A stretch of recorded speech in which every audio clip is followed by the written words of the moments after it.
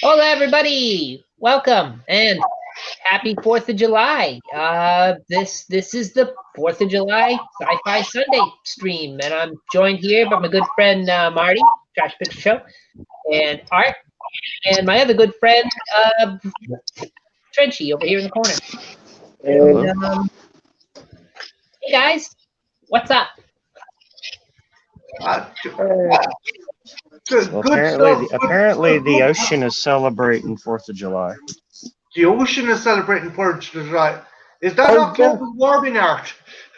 Marty, they set the ocean on fire. A bunch of us Americans found a way to set the ocean on fire. And we did. Look at how stupid but amazing we are. We found a way to set water on fire. How ridiculous is that? Did you watch? Focus. It's grand. Could be worse. It could be China. Even the ocean is celebrating. Like fucking. We broke nature.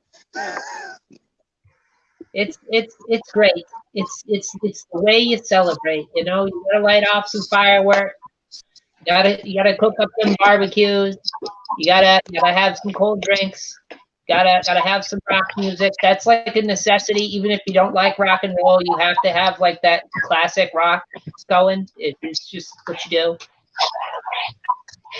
What would be the ultimate 4th of July tunage for you, Ethel? What would you stick on? Oh, probably Chicago, because they got that song. What is it? Saturday. Feeling like the 4th of July. I don't know the words, but you know what I'm talking about, right? What about you, Trenchy? Is there any music that makes you think of the 4th of July? I always think of that song from Sandlot, Amazing Grace. But Born in the USA is another one. Like that fucking, because it's Born in the USA, it's pretty on the nose. But it's yeah. Neil Diamond, Coming to America. That's Neil Diamond, right? I'm not sure. I've never heard of it. We're coming to America on the boat. It's Neil Diamond. I thought that was Neil Diamond. I don't know. Never mind. Or friggin' what's the name of the song from Rocky 2? Eye of the Tiger? No. I'm talking about. I'm having a brain glitch here, guys. I can't remember the name, and I like that Rocky song. 2. I know Living in America, but in Rocky 4, when Apollo comes out, hey, Night Watch. Hey, Night Watch. Hey, man. Kara. Kara's in the chat as well. Hey, Kara. But yeah, that's what I meant. I meant Rocky 4. I don't know why I said Rocky 2. Living in America. James Brown, I think, right? Yeah. Absolutely. Oh. That's like freaking essential. Hey. Night Watch. Kara. How's everyone? Also, Living on a Prayer, I see that is like pretty American. Okay. I see fucking Blaze of Glory. Oh, yeah. Fuck yeah. I forgot about that. That poor Billy the Kid shooting his way out of a fucking garage band, but. Medicine. Emilio! Okay, nice. Kara, what's your favorite kind of, what would you say is your kind of atypical 4th of July song? What kind of music would you do you think of when you think of 4th of July?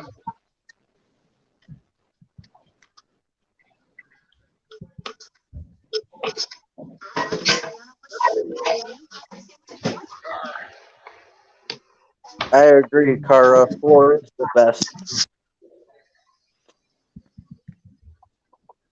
Well, what? I Oh, can't sure. choose a favorite, but I like 4 a lot. He That's dies. a He good. dies. That and like Red Dawn. Those are like American movies. Like, Hey, Jen. How you doing? eh, But anyway, 4th of July movies, obviously, got to talk about Independence Day, guys. Do you guys remember where were you when you first saw this, guys? Oh, the new multiplex had opened up in my town, and that was the first movie I saw. That was actually the first movie I saw on it, and it was quite a fucking experience. My mother took me to see it in the theater. I was extremely young though. Nice. uh, Fred? I saw it on TNT on cable. Ooh, Sweet.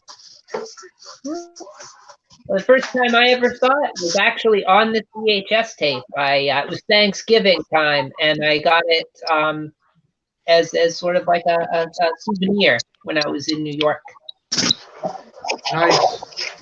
It was one of the first movies that had a run of toys with it that I went and tried to get a bunch of the toys. Trademasters, they done a really good run of action figures, and you got a floppy disk with a video. The video game on the floppy disk was better than the one for fucking Sega Saturn and PlayStation. That fucking says a lot. I think I remember that actually. Yeah, Yeah, it's fun stuff. just please. My bad. There we go. But yeah, the cool thing about this this tape is it comes with a holographic cover, like like with Jurassic World or whatnot. Yeah, it's the White House is intact. Turn it, the White House blows up. It's like one of those creepy Jesus pictures. You know when you go into your grandmother's house, Jesus is dead, Jesus is alive, Jesus is dead, Jesus is alive. Kind of, lenticular. I think that's the term. Is it a lenticular cover? I don't know. I think so. I don't know. I've never known what the hell they're actually called. I always call them holographic, which they're not. Holographic is a different thing, and it looks completely different than that. But I don't know. It was cool, but they didn't do the sensible thing like with Jurassic Park 2. They didn't like put a special cardboard like pocket, I guess, for it to sit in. They just slapped it on the over the actual cover and then shrink wrapped it and sell it to you that way. So like when you get the thing and you unwrap it, the friggin' the whatever the hell it's called goes flying out the. Flying off. Yeah. Yeah, I used to use that as a bookmark. Actually, it's pretty cool. Yeah, I suppose as well, if you blue tacked it to your closet or something there. I wouldn't know what happened to it. Maybe it's in a book still. Mhm. Well, what would you did you see the trailers for this? What did you think when you saw the trailers first, Ethel, or did you like? I know you didn't see it in the cinema, but yeah, like, did you see the trailers for this when it came out? Yeah, I saw that because they were all over the TV. Like this was a big movie, and I thought it looked awesome. And the miniature work in this film is great. Like it's got fabulous miniature work.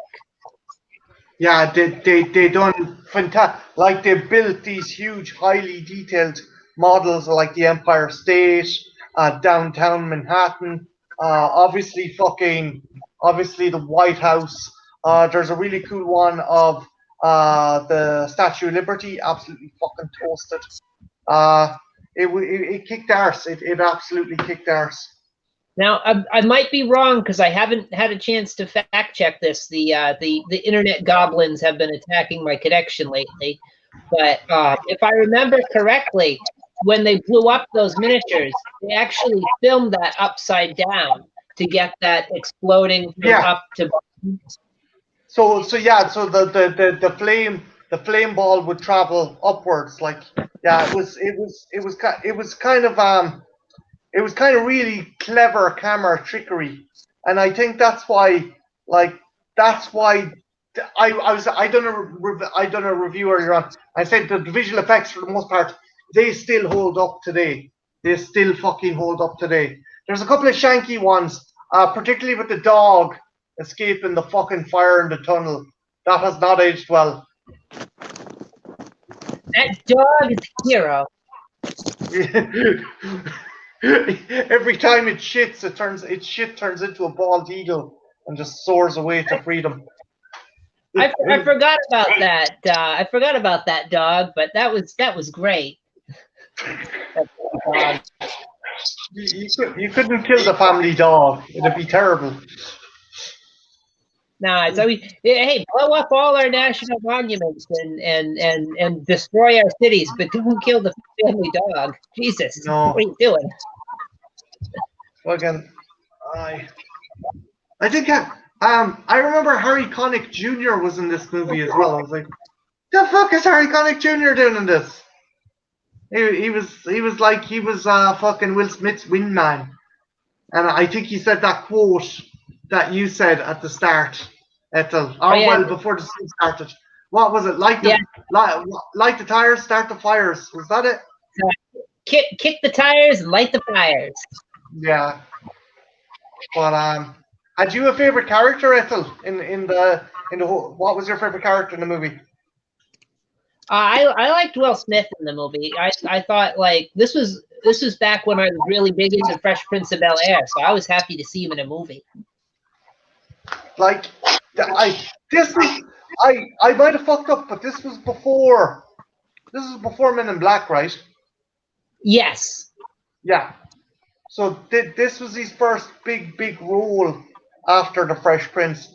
I read somewhere that they weren't, be it racism, be it not confident in a television actor, they were not 100% behind him being the lead in the movie, and that's why kind of Jeff Goldblum's character of David Levinstein is kind of pushed to the forefront, because obviously Goldblum was riding high off the success of Jurassic Park, so I think that's why they had the ensemble cast. Yeah, but it worked. It worked for this film. I really liked the exchange and how they play off each other in the movie, and the chemistry. Yeah. And Vivica A. Fox did a good job in this movie too. Yeah, I'm guessing you're itching to mention who played the scientist in Area 51 because you love your Star Trek. Oh yeah, it's who else would I get all tongue tied because I got excited. And who do you think it is, guys? Of course, it's Data. Fucking Data. Brent Spiner. We don't. He comes up disheveled with the hair and looking pale. Oh, these guys don't get out much. Which is, it's great. It's too bad he didn't get to do more different roles like that. Because anytime he's in something, like he totally blends in, and like you'll recognize his voice if you watch a lot of Star Trek. But otherwise, he's just going to seem somewhat familiar, but you won't be able to place it. I know that guy from somewhere. Trench, what did you think of this movie? Had you a favorite character or favorite person? Or I wasn't gonna comment because I don't like the movie and I didn't want to bring down the mood. But I like Will Smith in it, I guess. I like Will Smith and I like the idiot that blows himself up to save the world. So, Randy Quaid! Before he went fucking mental. Yeah, I like the explosions too. It just, I felt there was too many characters, but I like the explosions. Hey boys, I'm back.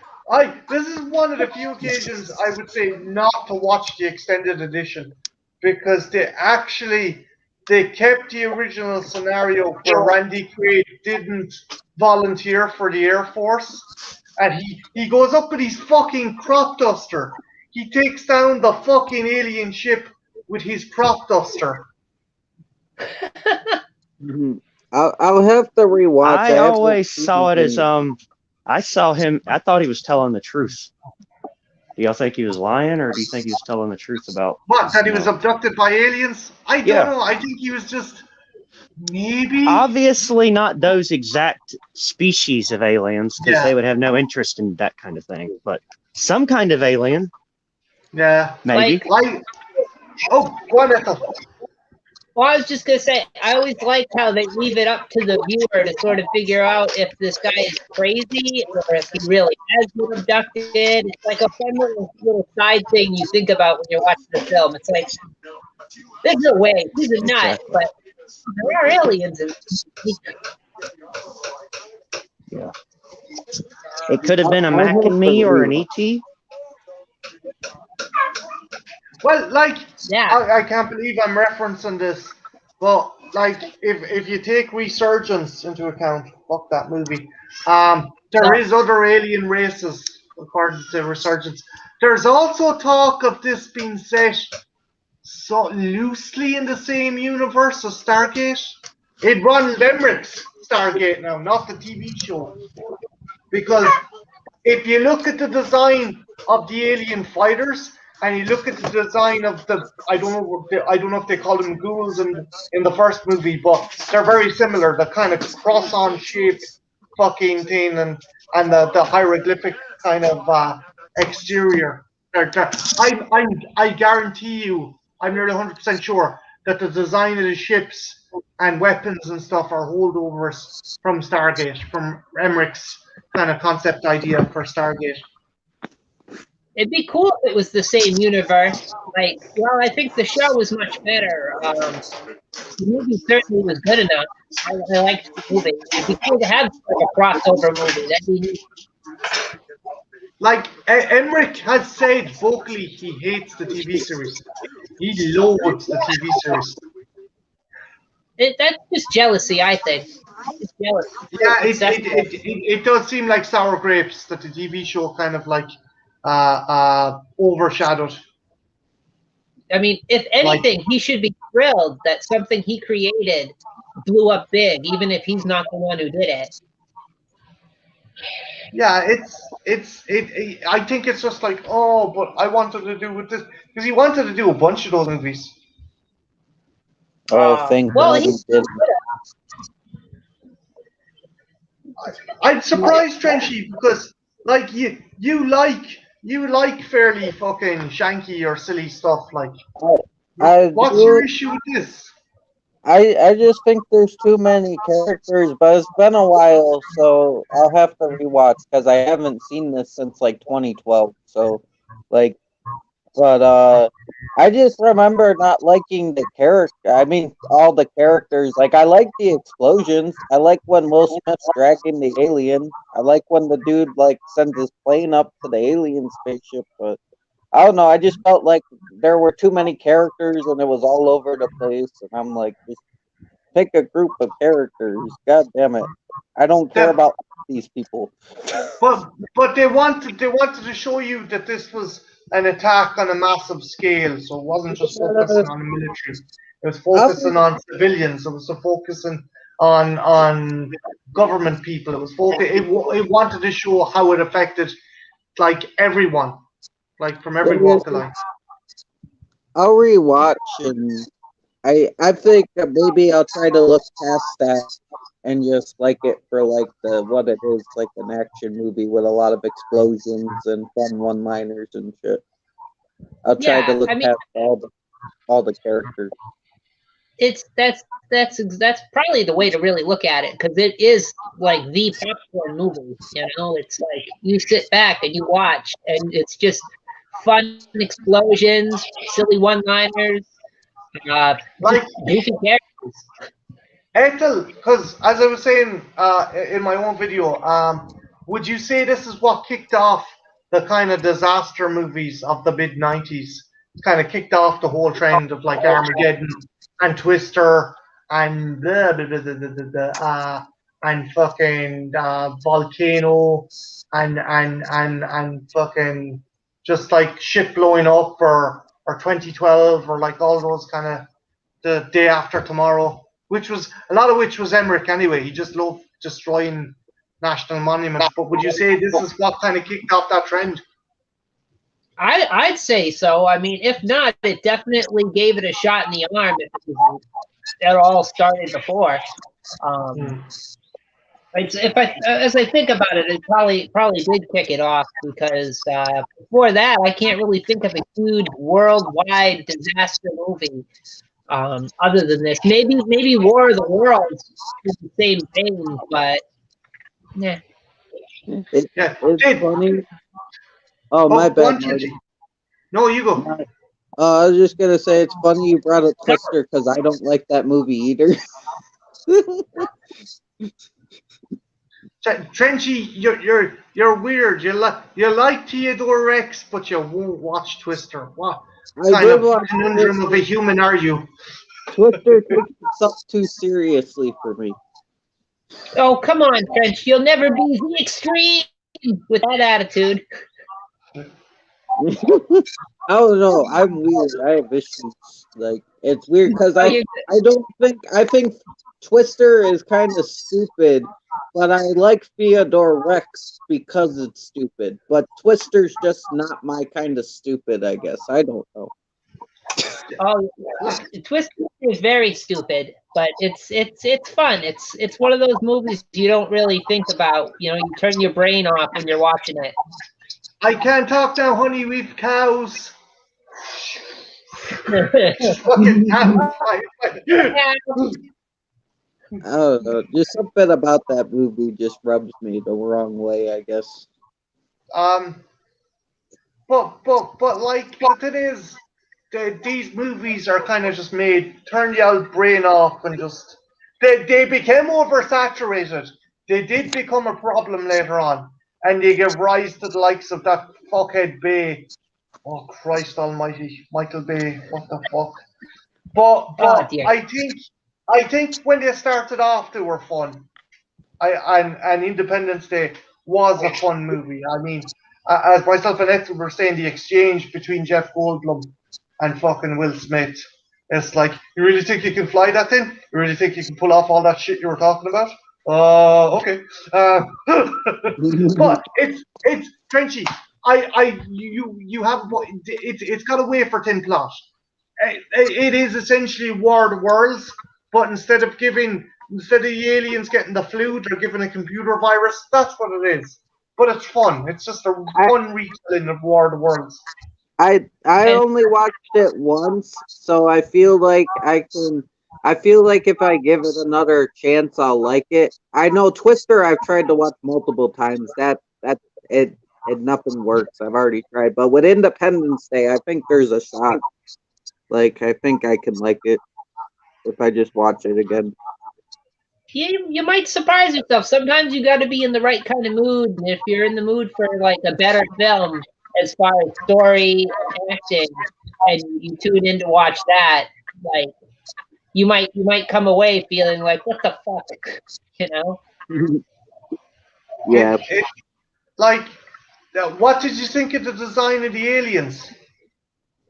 I thought they were okay. I like the scene where they're like blowing shit up. I like the scene where Will Smith's dragging one of the aliens out of the ship, like one of the bodies. He's dragging it. Yeah, Like that was funny. he's getting frustrated. Why you gotta come down here all big and bad? Now I'm dragging your ass across this desert with your goddamn dreadlocks hanging out the back of my parachutes. I love Oh, that. He dude, starts thinking, what's that fucking smell? dude, Will Smith was the shit. Like Will Smith makes that movie. Yeah. I didn't like when I first saw it. I didn't like it, but I was like, oh, Will Smith's fun. That's fun. Oh yeah. I should watch more Will Smith.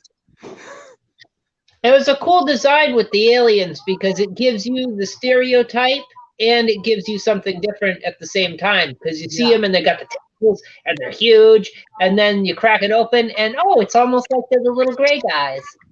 Yeah, it's cool. It's a flight suit, and I think I said this to you before, Ethel. There is something very Geigerian about the design as well. There's a bit of influence from Geiger there. There's a bit of xenomorph-esque in it, but I do like the fact that is an exoskeleton. That is armor.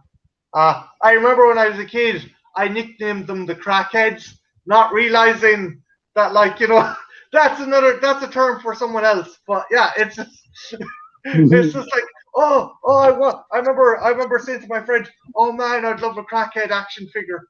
And they're like, what the fuck? The fuck you talking? But yeah, it's just, you're a cool design.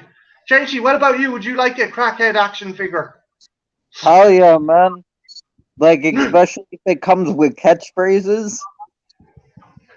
Hey man, where's my 50? I need it, man. I need it. I actually do. I've a put back up. I should have fucking kept it down for this, but I actually have one of the figures, and it's motion sensors and starts fucking whipping its tendrils and screeching and shit. But I put it back up for the review. I should have kept it down, but yeah, they're pretty cool. Trademaster's done a great job with them. Yeah, the toy line was really good. Like Art was saying earlier, I wish I knew what happened to mine because it sucked. It was really cool. You pull on this little, it's almost like a hair clip. You pull on it on the back of it, and the head would split open, and you have the little alien dude sitting in there. Yeah, and you could take him out and stuff, and like it was pretty cool. Yeah, and there was like.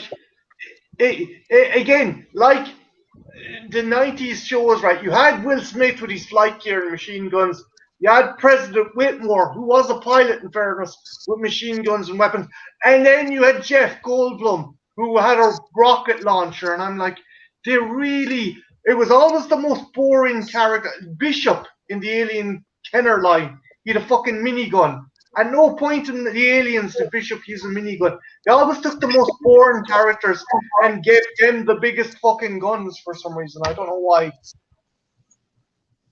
Because you gotta build up the boring characters. They're like, oh, people won't like this. Let's give them a machine gun. People will buy it.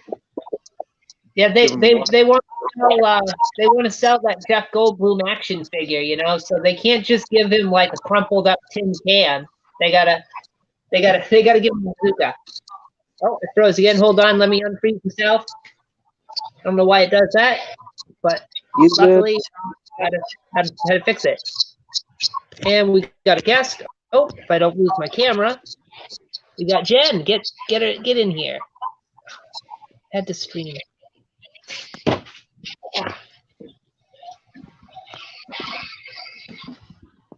Hopefully her internet will be working. She said she was having trouble with her net. Now it seems like it's going around this month. Yeah, we've all been going through it. I was having trouble last night, man. Oh, so it's internet goblins did it. Jen, if you can hear me, try deactivating your camera and just use the speaker. It might take some of the fucking pressure off the net. Can you hear me? Oh, bugger.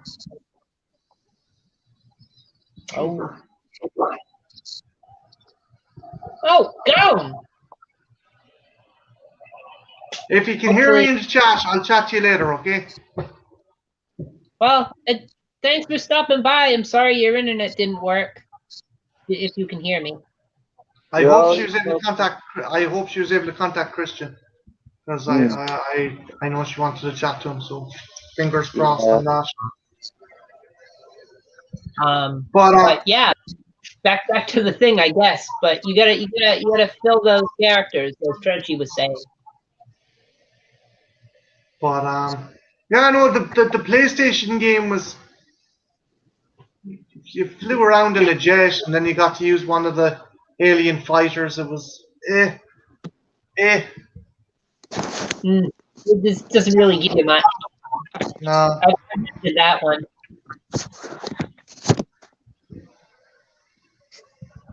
Anything else, Ethel, that we haven't covered or talked about, or is there anything else? Independence Day kind of. Oh yeah, there's the sequel, which I guess also takes place on Independence Day. I saw it on cable, so I have to forgive me if I'm not real accurate on that. But that's a mess of a film. Like, what were they thinking? Not even the super cute Micah Monroe could have saved that fucking movie. Oh God, Jesus Christ! Why did they make that sequel? I was looking forward to that, and then the story, and I was like, wait, there's a sphere. They're after a sphere. That's like some kind of other alien thing, and for fuck's sake. Oh, and then God. there was a. What's the deal with the giant friggin' alien? Oh, well, while I said they copied Giger in a good way in the proper movie, they copied the Aliens franchise in a bad way. This is their queen. Their queen. Fuck's sake. Fucking hell, Emmerich. What the hell was like? Why? Why? It doesn't even make any sense. Because if you see the first movie, that's not their setup. Like, I think they were also trying to go a bit more War of the Worlds as well, because she had 3 legs. They were trying to go for the tripod look with her fucking on the 3 legs with the laser sticking out under her fucking throat. But yeah. Balls. Why would she be giant? Why would she be giant? It doesn't fit. It doesn't go. Cause that's the best they could come up with. Like, that's the best they could come up with. If it was going to be a queen, have it look totally different. Have it look more fucking malleable. Have it like a fucking squid. Have it like a fucking chicken. Have it like anything.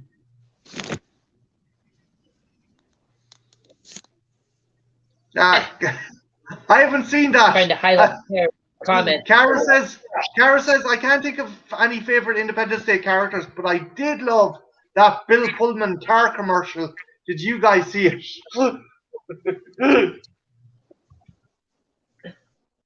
Not seen it, but I don't know. Jeez. So yeah, they made a good first outing. They made that sequel, and then we all had a good cry. And that was Independence Day, guys.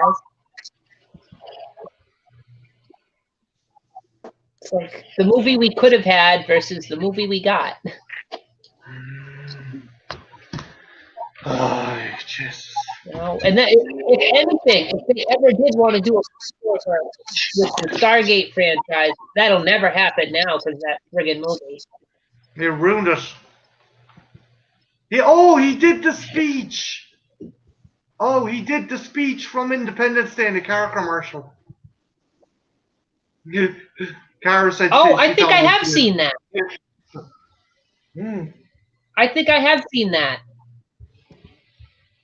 So, Ethel, what's next on our hit list? Next on the hit list, you got to talk about it. 4th of July, Jaws. Got to talk about Jaws, guys. It's a legend. It is legend. Here's the swimming with bow-legged women. Oh, now the comment highlights. That's great. There we go. Unhighlight it. Frenchy, do you want to talk about Jaws, or do you think that sucks as well?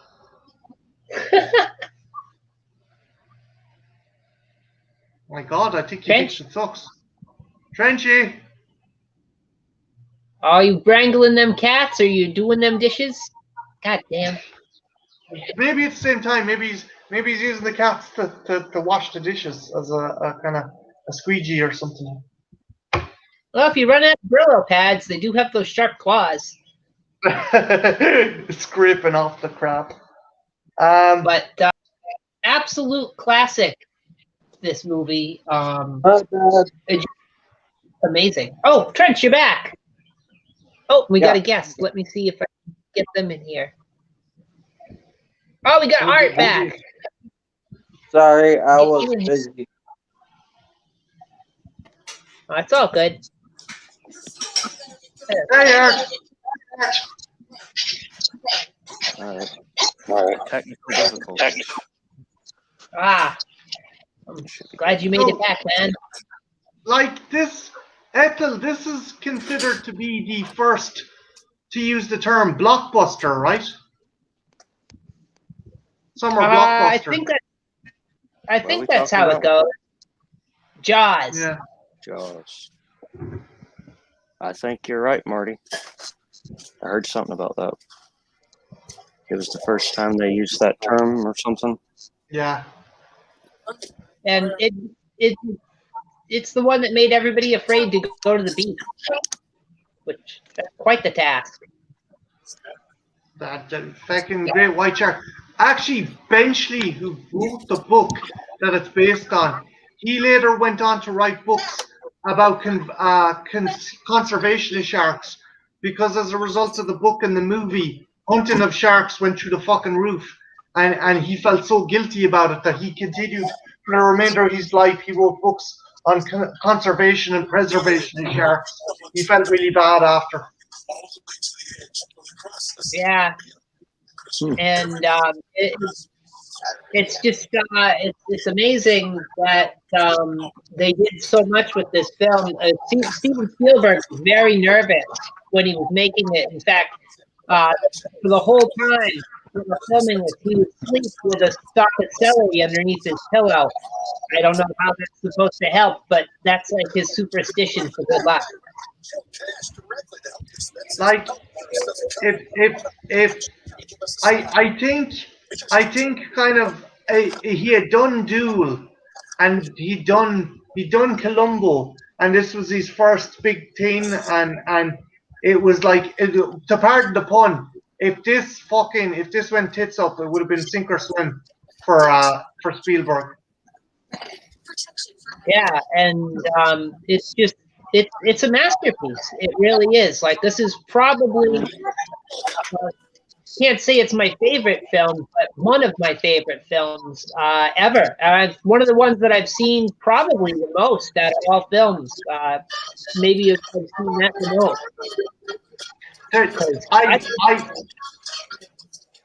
I've heard some people call it an almost perfect movie. Would you agree with that? Yeah, friggin' flawless execution, great acting. I've been watching this movie since I was about 3, so. But Trenchy, what's your thoughts on Jaws? Oh, it's fucking awesome. It's one of Spielberg's best for sure. I mean, it's crazy because you think like you would just want to watch it for the shark, but no, I like it because I like the characters. Like, they did really well done characters, and I just like the moments when they're just talking to each other. Like, everybody talks about dialogue from Tarantino, but Spielberg can write some damn good dialogue as well, and I think he showed that off in this movie. This movie has really good dialogue. There's also great moments of humor. Richard Dreyfuss, where he arrives, and like he's the pencil pushing kind of geeky scientist, and like Brody's like trying to fucking calm everyone down. He's like, look, will you tell those guys to get out of that boat? And like, hey, guys, I think you're overloading that boat. And they're like, fuck you, fuck off. He goes, okay, you're all gonna die. I love that. I love that little exchange. Okay, you're all gonna die. And he's just, he's there with the pencil and he's looking at the shark and he goes, that's not the same bite radius. It's just. I could have done with about 2.5 more hours worth of Quint. Quint is legend. Just 2 hours, just more of him just telling them stories while they're on the boat waiting on the shark. Yes. Just bullshitting and just like singing. There's an extended to this film where they restore a deleted scene where you get Quint going and buying the piano wire that they use for fishing for the sharks. Like, it shows him going in the store and buying a huge spool of it and stuff. Doesn't he torment some poor kid trying to play a trumpet? Yeah. Yeah. Taxidermy could have a heart attack when he sees what I brought him. Yeah. Yeah, Dreyfuss, you're dead right. Dreyfuss is awesome in Jaws. Yeah, dude. My favorite scene in Jaws is when they're all in the thing and they're showing off their scars. Like, I love that scene. And then he goes into the great speech, and I like that part too, but I actually like the part before it where they're just showing off their scars and just joking around and getting drunk. Because I The see funniest the part Indianapolis about story. it is when Brody Oh, sorry. looks at his like scar from like the little surgery he had, and like he wants to bring it up to be macho, but he's like, no, I'm not gonna bring this up.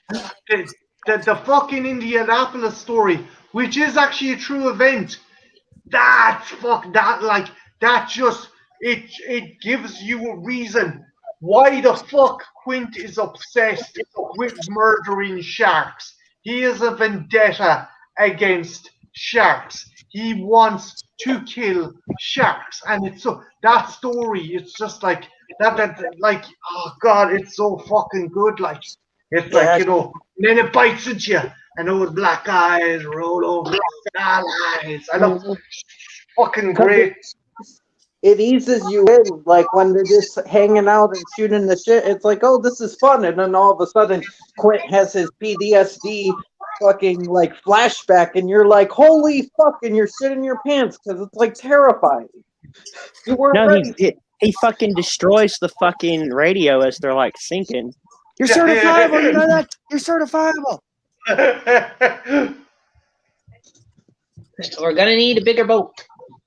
But that scene where they're all talking and they're hanging out, and then he starts telling the Indianapolis story.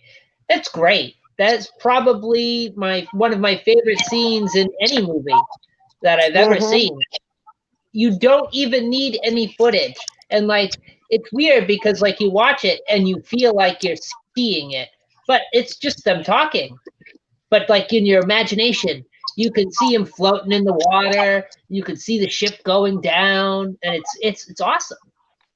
Oh, Harry Robinson. I thought he was asleep, so I shook him to wake him up, and then he bobbed up like an old cork in a bottle, upended, and shark had bitten him clean in half. It's like, Christ Almighty! Like again, that's Ethel, as you said, you don't need a flashback. The way Shaw tells that. Actually, 2 minutes ago, I've just decided I'm getting the NECA fucking Shaw action figure because of this stream now. How do you not already have it? No, it's one of the retro cloth ones, but I gotta get it. I gotta get my fuck it. I'm gonna order it right now. Dude, you go in the water. Sharks in the water. You know, and sorry. No, another good thing about that is the when Quint has his own homemade alcohol and he gives some to Brody and Brody sips it and then he hands it to the Dreyfus and he says, "Don't drink that," and then Dreyfus like downs the whole thing. It's like, don't drink that. It's great, and that whole talking scene, just to sort of put a pin in it, it breaks that rule of film where they say show, don't tell. It flips that right around. They tell you, they don't show you, and it's more powerful than if they'd actually gone out there and filmed a scene. It is, and the way Shaw tells it is just fucking magnificent. I think it works because it's real. There, like you said, there is no images. It's just a guy telling a story, and that's what happens in real life. The images don't come alive. It's just the story of having a good story. Like Quint and Dreyfus kind of had like a competition kind of thing going on the whole time. Yeah. Like the greatest thing is when Quint chugs his beer and then crushes the can, and then Dreyfus like drinks the water out of the paper cup and crushes the paper cup. Crushes it. Guys, I just ordered Quint. Thank you very much. I was on the fence about ordering it, but you know what? I just right there just ordered Quint. Because fuck yeah, you gotta have a Shaw, fucking Robert Shaw fucking action figure. Hey Sasha.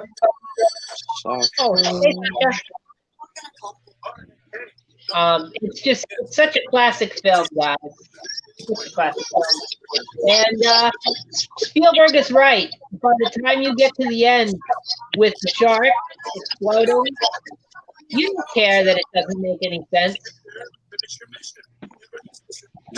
Again, the other thing is, Ethel, how many of us actually bar grainy fucking footage. How many of us have ever been up close to a fucking shark to go, nah, that doesn't look like a real shark. It looks okay. It looks a bit shanky, but I think Bruce looks cool.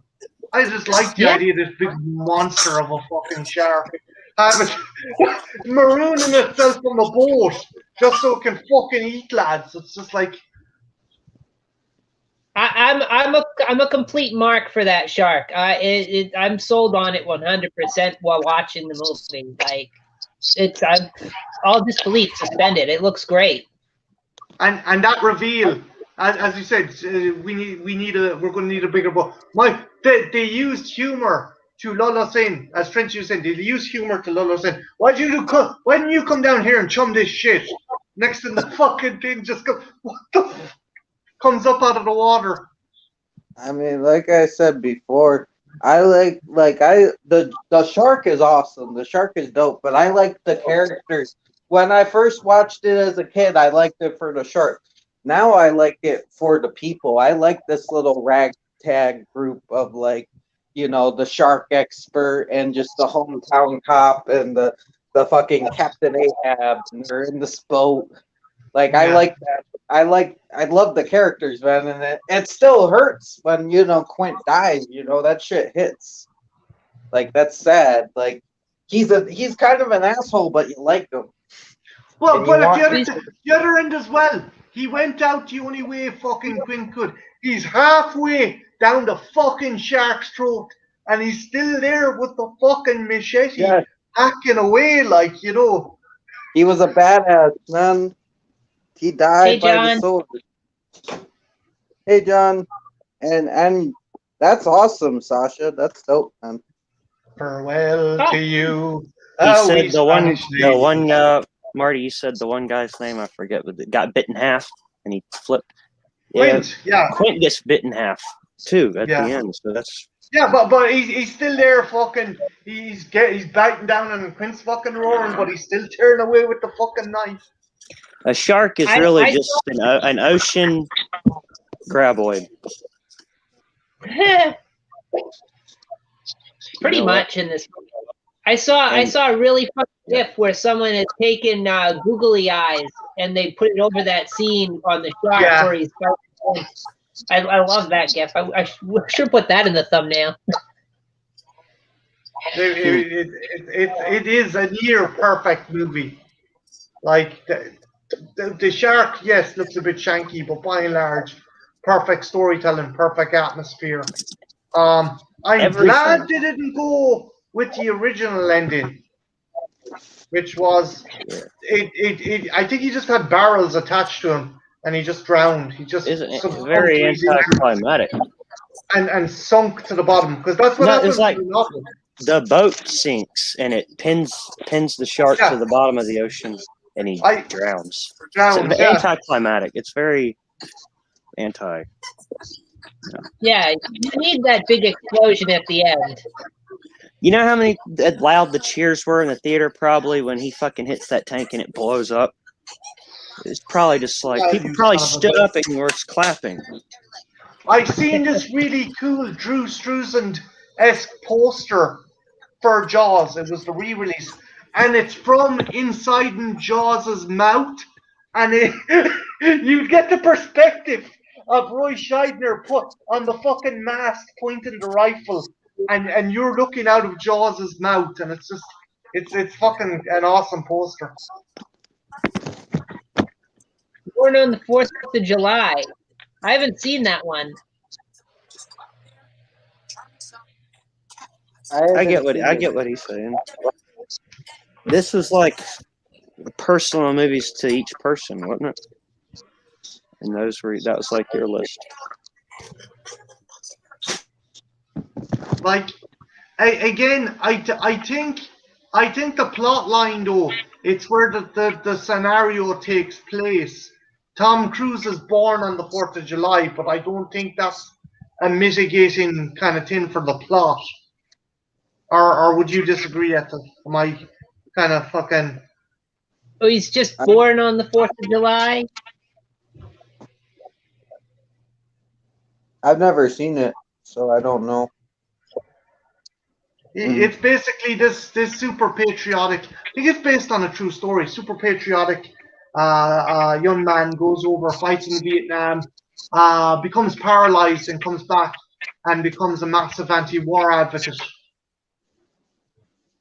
Oh, so it's I probably should have that on the shelf, but I don't. Well, no, you're good. You didn't know. We'll rep it next year. Get it next year. This is primarily science fiction type stuff anyway, but yeah, you know, always works. And huh? I said it was a good mention. Like, it was a good mention. Oh yeah. None of us could really cover it, but it's good to like bring up. And anyone questions why Die Hard and Jaws is up there? One, Jaws is a giant fucking shark, and two, fucking Bruce Willis destroys a helicopter with a taxi cab. If that ain't fucking science fiction, I don't know what is. Also, that fight with the woman that he has at the end, where they're like falling down elevator shafts and they're kicking there's no human could survive that. There's something supernatural going on. Doesn't he roll off the fucking? Doesn't he roll off the back of a fucking fighter jet as well? We'll get to that. We're jumping the gun. Sorry, Ethel. Sasha, you're good, dude. You don't need to apologize. It was a good mention. Like, it was a good mention. Okay? Oh no! Jesus, yeah.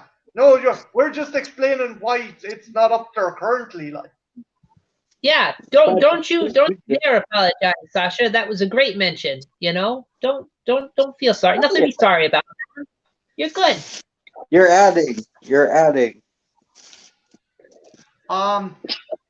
Ethel, did you play the LGN game for the NES? I have it. I love that game. Really? Yeah. It's a lot of grinding though. You gotta go from one end of Amity to another end of Amity to upgrade your boat and harpoons fucking what you have, squids and mollusks and shit to get treasure. You gotta collect the conch shells and I like it. I like that game. It's fun. Like, it's a little repetitive, I will admit, and it's almost impossible to stab that shark with the boat, but I like it. They took the ending. For more for Jaws 4, right, where they rammed the boat into fucking Jaws, right, for how to defeat him. I always considered it more of a Jaws 4 game than a Jaws game to begin with, just because you're getting the conch seashells and like it looks tropical when you're under the water and stuff. It reminds me of that movie more than the first one with the Don't boat. you also get to use the submersible in it in certain sections as well? Yeah, so it's more in line with Jaws 4 than Jaws 1. Yeah, and it's got the shark tracker. Yeah, it's been ages since I played it. There was a fantastic game that came out for the PlayStation 2, Jaws, and I nicknamed it an Eat 'em Up.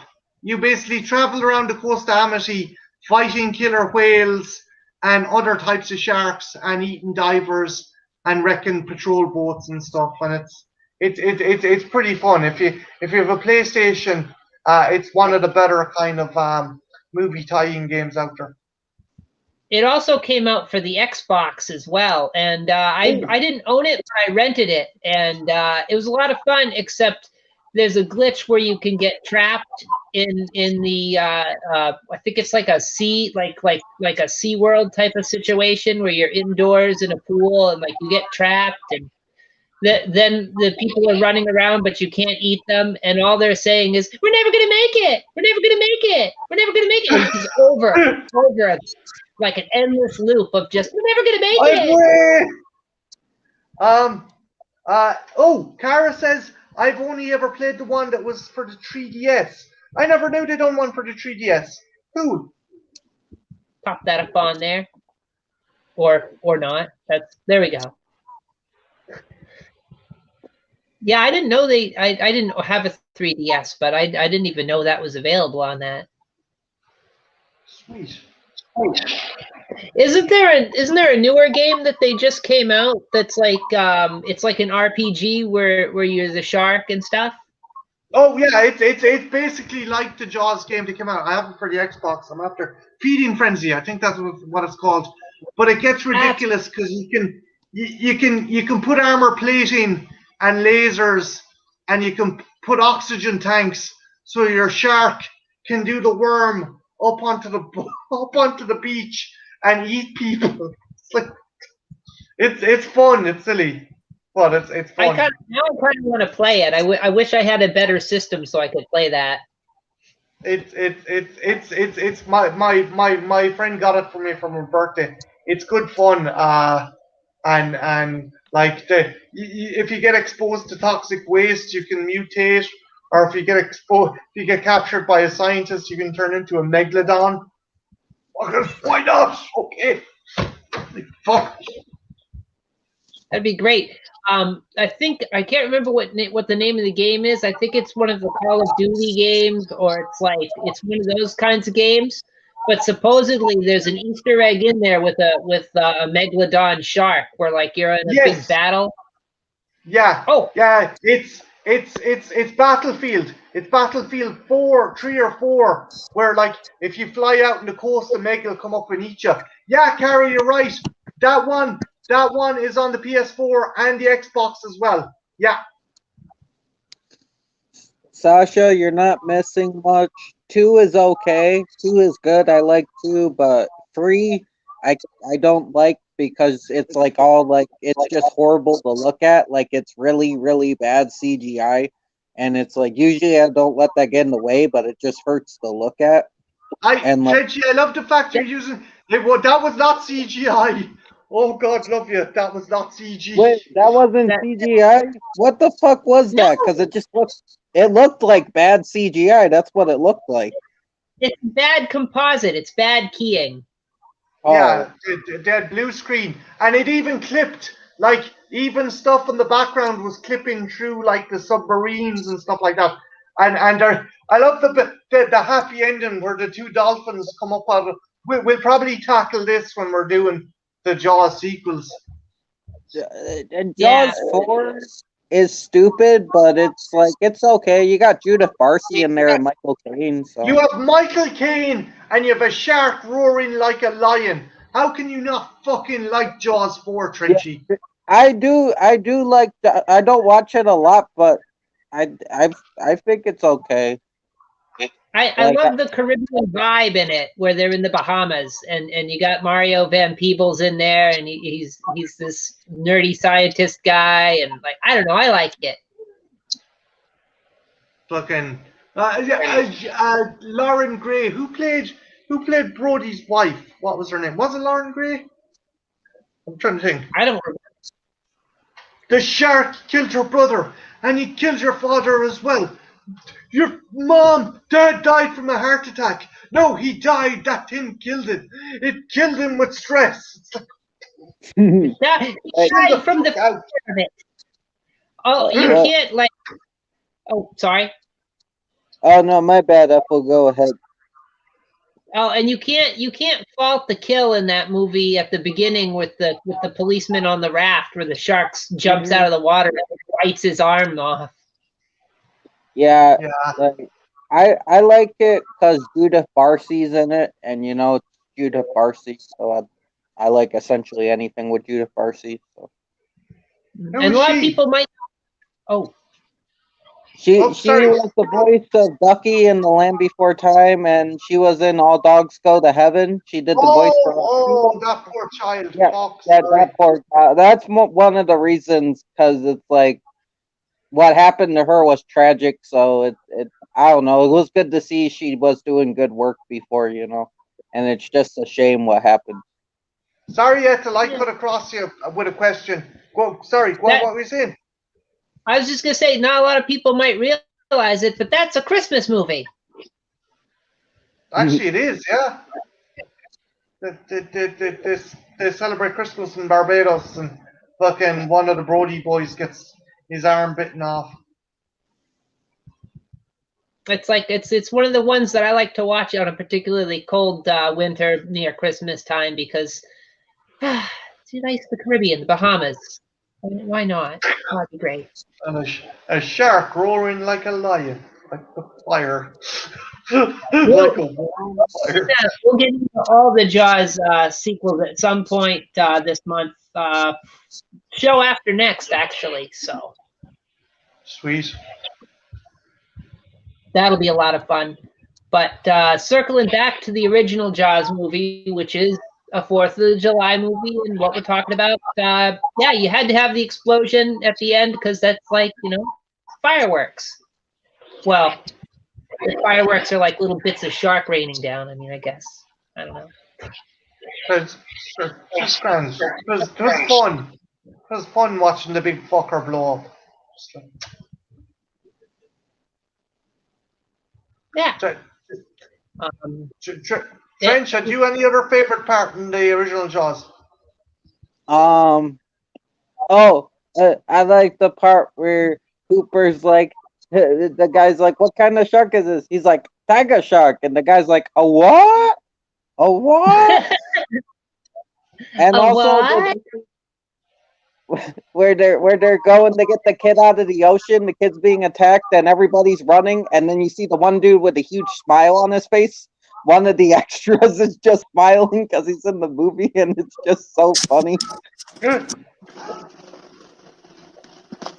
Great. They got a really cool camera shot in that scene with the beach where they got Brody. It's actually in the thumbnail for this video where he's lounging in the beach chair, and then then somebody gets attacked, and they do this cool thing where the camera zooms in and everything behind him appears to be going behind, receding away. Like, you know what I'm talking about? It's kind of a flash zoom onto his expression. It's like, oh fuck, I shouldn't have left the beaches open. Yeah, that's such a great camera trick they did there, and it's cool. I had to note that scene. I like that. It's just him sitting there, but it gives you the sense and the weight of the shock of what's happening and his realization of it. Yeah. He done fucked up. So, Arthur? Is that plankton? That's just one of the random characters. Oh. I thought it was a dude from SpongeBob. Yeah. Just like one of the random people. I liked it though because he looks high.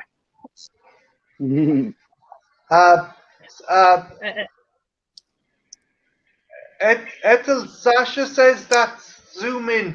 It's called the contra shot. I think that's what it's called. It's done with a cam with zooming in the camera while I think it's you either have your subject move forward with the camera as it zooms, or you have the camera move back as you zoom. I can't remember how it's done exactly, but it's similar. It's like that kind of technique. It's pretty cool. It's like a simple technique you can do at home if you've got a camera with a fairly steady zoom and you've got like a dolly. Gotta try that in one of my animations. Or it'd be neat. That'd look great for that.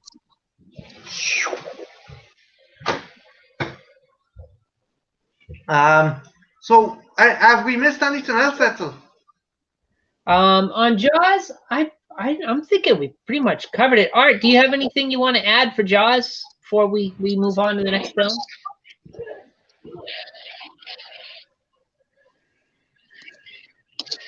Okay. Next film.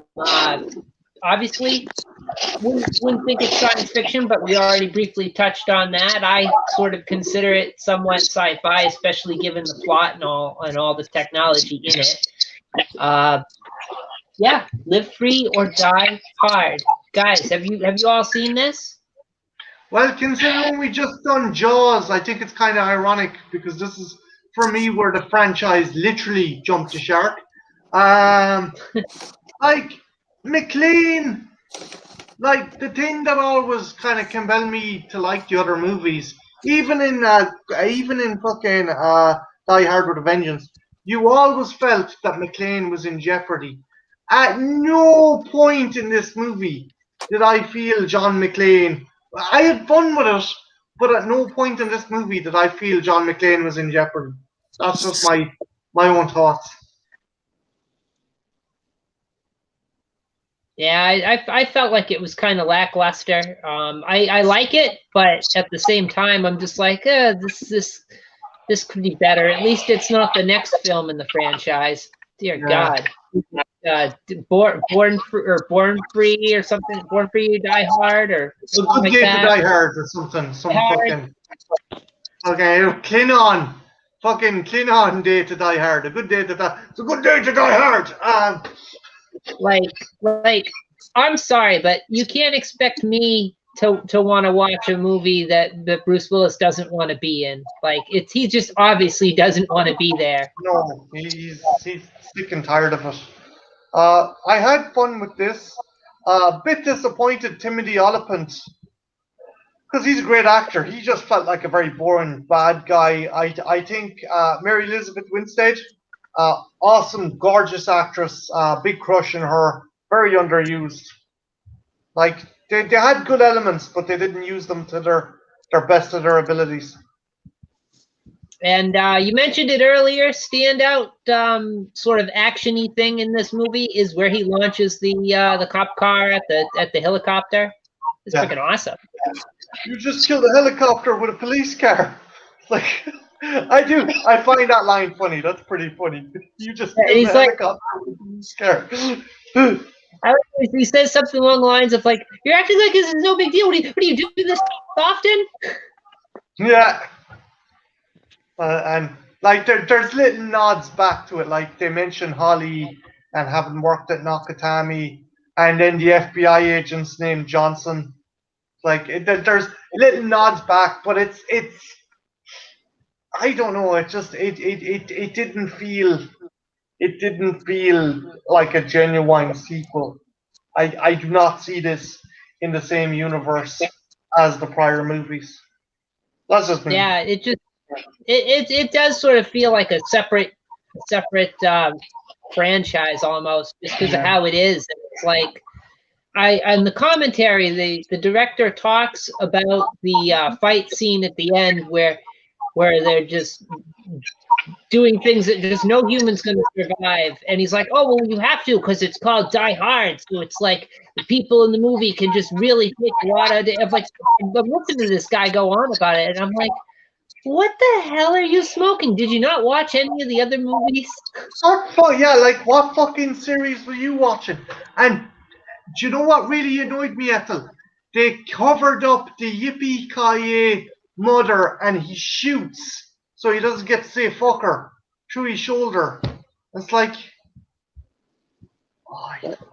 Come on, that's like the most American word ever. Yippee-ki-yay, motherfucker. Like, that's as American as it gets. Yeah, and I mean, it was nice to have one take place on the 4th of July. Like, I liked that because I'd always thought, like, long before they made this movie, if they did a Die Hard movie that took place on the 4th of July, they could really, like, go for it, you know? But it didn't, I don't know, it just felt like some cheap ass fucking video game. Like, where you don't actually play, it's a quick time event. Quick, make John roll off the back of the plane. Quick, make John roll off the top of the building. Quick, make John grab onto that fucking truck. It's like, like, fucking, I don't know. Like, I even like Justin Long, but he annoyed the fuck out of me in this movie.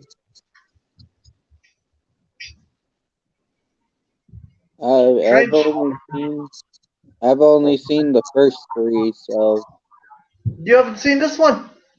No, I haven't seen this one, and I haven't seen the one where he has a kid. I've only seen the first two, and the one with Samuel Jackson, which I really like. The one where he has to wear the box that the racist and he's naked. In Yeah, this one, the he has a friggin' kid as well.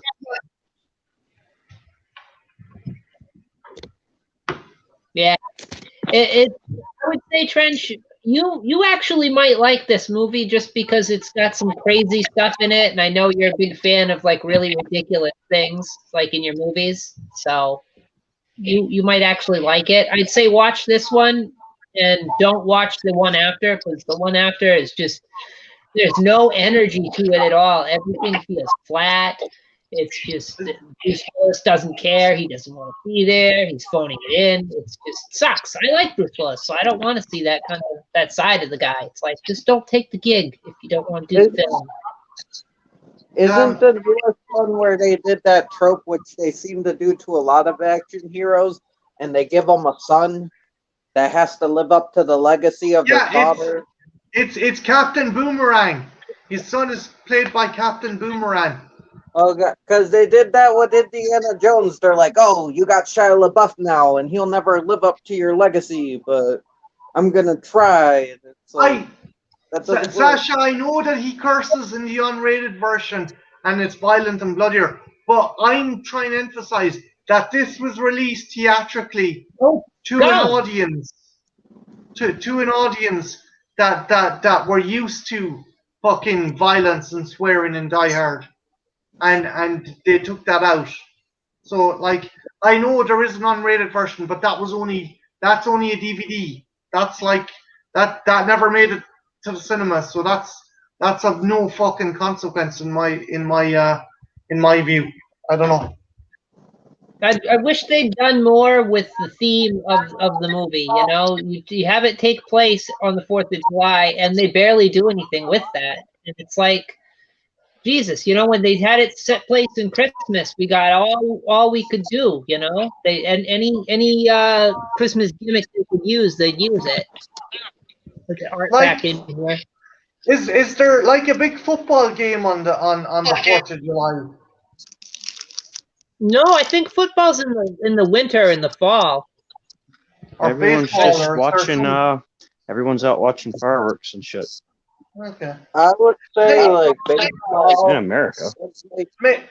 Maybe Bruce uses a bunch of fireworks to take down a terrorist jet or plane or some fucking thing. I don't know. He's using Roman candles. Bruce the Shark. Because I feel like baseball would be fitting because that's like America's pastime or whatever. So if they're gonna do any game for the 4th, and the Rockets' red glare. Yeah, like the bad guys escaping in a fucking Duff blimp or something over. It makes me think of like I think of the Sandlot. You know. Yeah, Sandlot. He's using fucking the fireworks are going to shoot down the Zeppelin. It's like at no time does he use like an M80 to blow somebody's head off. You know, like he could have done that. He should have done that. I would have had him do.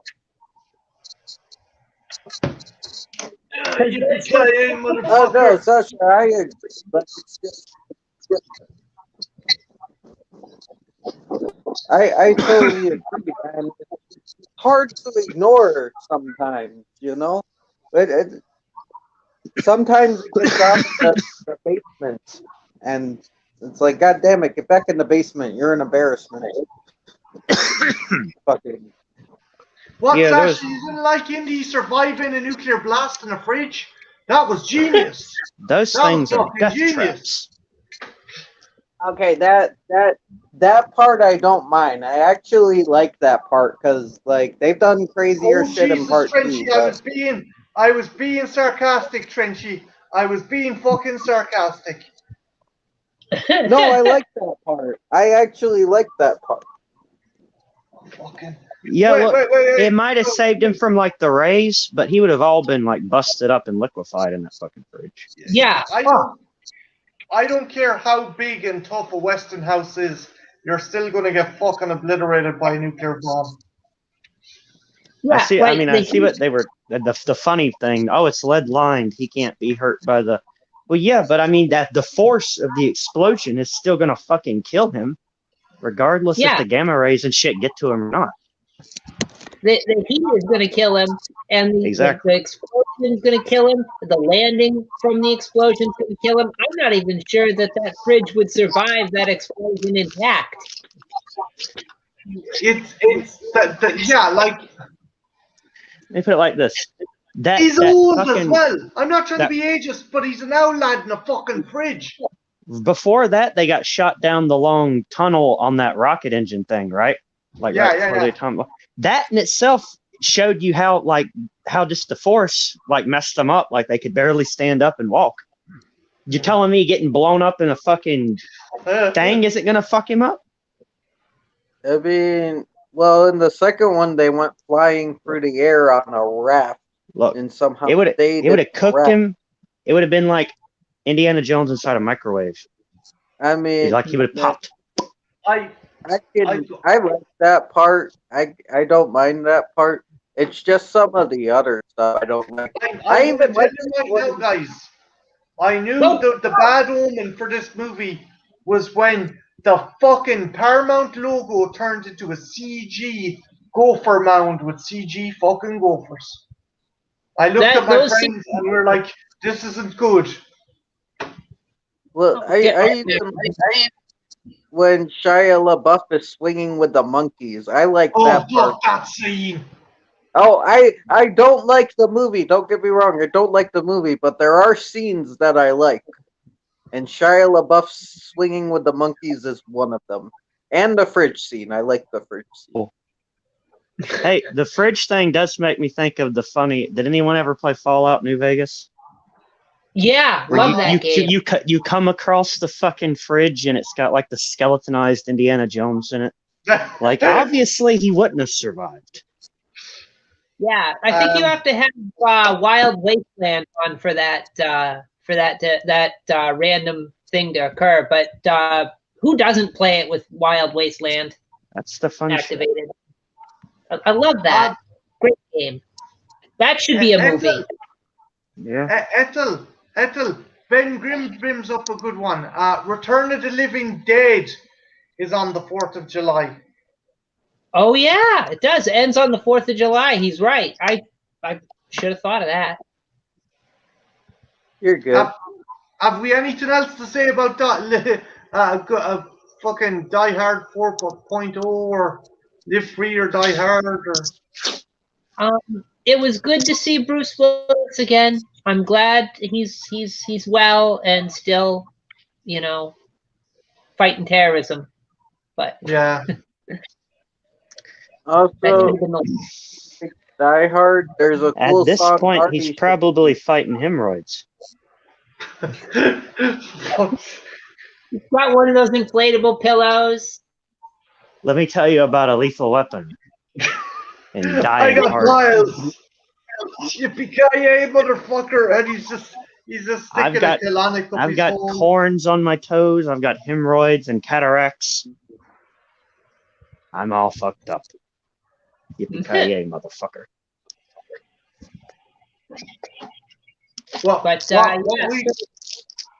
Oh, sorry. Oh, sorry, Ethel. No, you go. It's your stream. Well, I was going to change the subject, so go ahead first. Trenchy was going to say something. Oh, what were you? Oh, my bad. No, I was gonna say, if you like Die Hard, Marty showed me a dope song where it's like they're singing about it and. Oh yeah, no one fights harder than John McClane, even if his life is on a plane. Yeah, that's a fun. Check that one out. Isn't that in this? Oh, yeah. No, go. Isn't that in this? As a special feature, isn't that music? Yeah. Yeah, the song is on that. It's fun. It's fun. It's great. So, I think we've covered everything. So, what you want to jump on to next, Ethel? Well, since Ben brought it up, let's mention Return of the Living Dead real quick. Guys, your thoughts on this movie? Fucking brilliant. It's got zombies. It's got, is it Linnea Quigley, Trenchy? Yeah, Linnea Quigley. Yeah, Linnea Quigley plays Trash, and Trash is taking off her clothes again. dead people turn her on, and she gets naked and dances. The bit where she's like, and she starts tearing off her clothes, and in the background, Miguel Nunes is like, Trash is taking off her clothes again. She Like, tries she's to make the whole done this the thing a sound couple sexy, of like fucking times. I love it. Trash is taking off her clothes again. It's just she's obviously she's gone talking off to in one of these tirades before. whatever the black guy's name was. I forget his name, but she's asking him like, "You ever fantasized about being killed and death?" And he's like, "I don't. I try not to think about dying too much." Miguel Nunes, he was in. I think this is a costume. This is a way of life. Yeah. He's like, get the fuck off me. Yeah, the big punk guy. There's so many great lines in that. It's a way of life.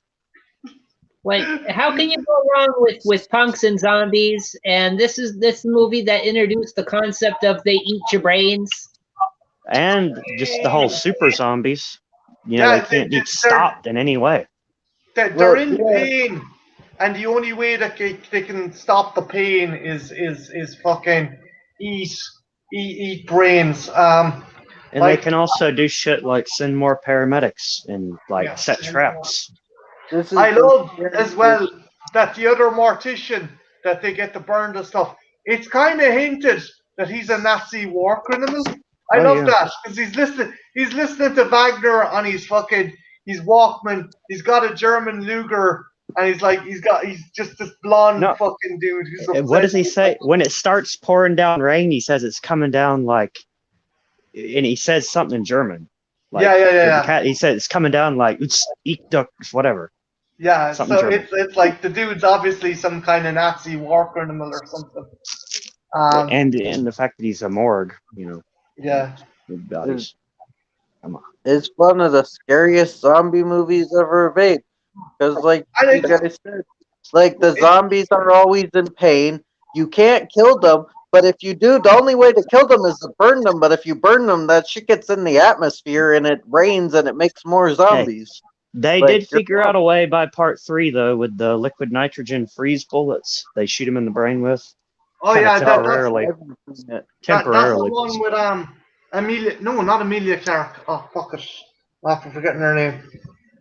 Oh Christ, it'll come back to me. She was in Xena, and she was Priest in Spawn. Doesn't matter. Sticks all the glass and whatnot in herself. But yeah, it's got 2 Friday the 13th alumni. It's got Miguel Nunes, goddamn enchiladas from part 5, and it's got part 6's. Oh fuck! I killed him in the video game today. Tommy Jarvis. Oh, played by Tom Matthews. Yeah. They say they've been waiting on this. They've got some kind of plan. What kind of plan is this? And it cuts to like the mobile artillery. Yeah.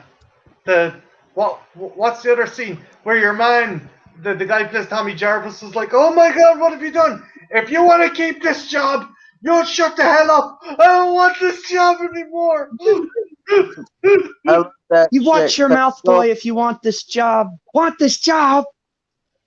You go back and forth from the punks in the graveyard to like the 4 Stooges in the morgue. They might have been able to actually stop this if they called the number on the tank as soon as it happened. But the one dude's like, "No, we don't want to get the army involved."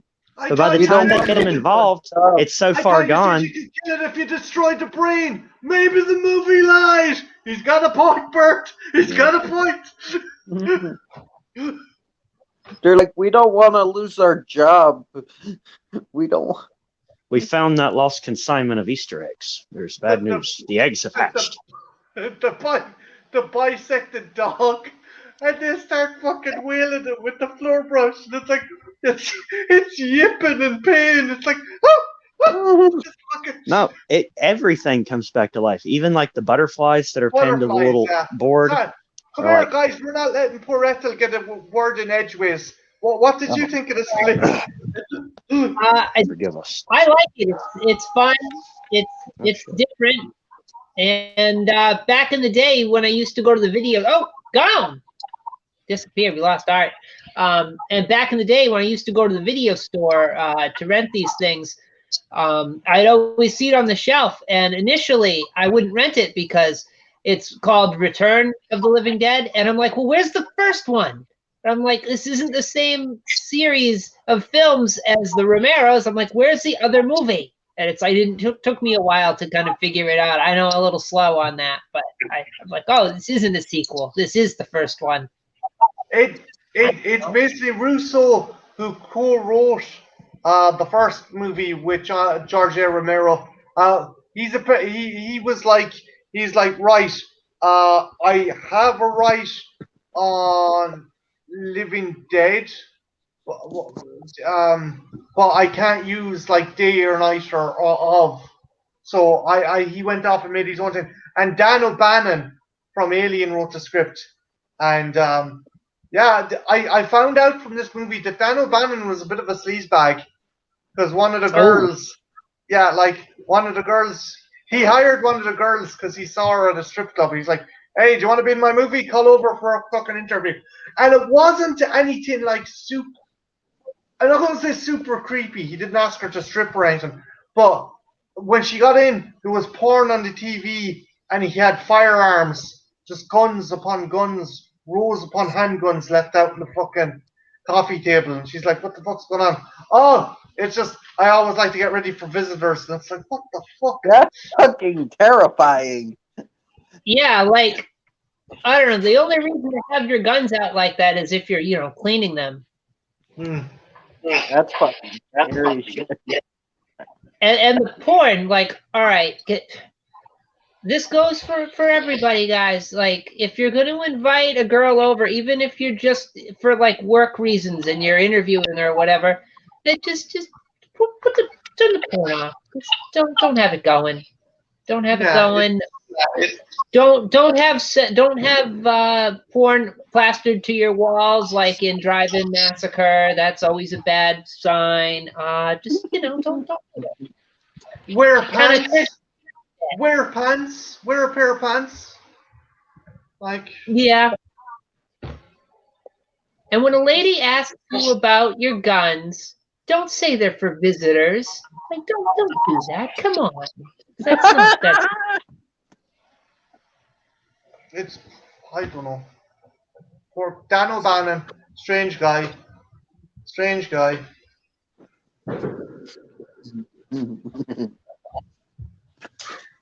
I keep getting distracted by fireworks. I don't know how they're setting them. Have they started already? Did you want to check them out as well, or are we holding you up, or are you kind of happy to stick around and chat? Oh no, these are people in their backyard. Oh, okay. Yeah. It's everybody and their mom is out doing it.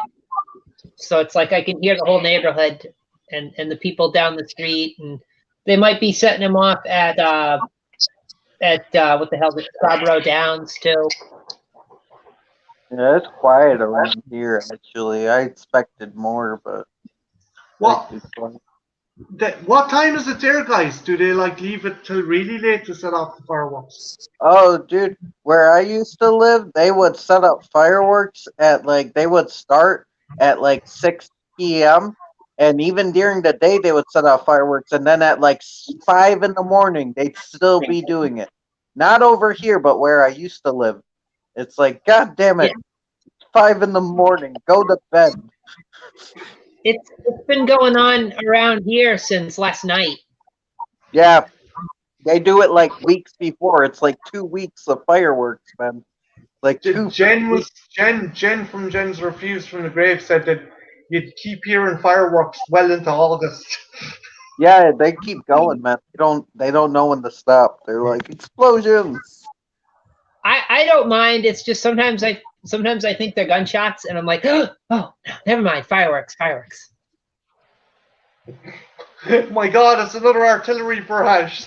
Some poor guy comes back from Afghanistan, and he's fucking.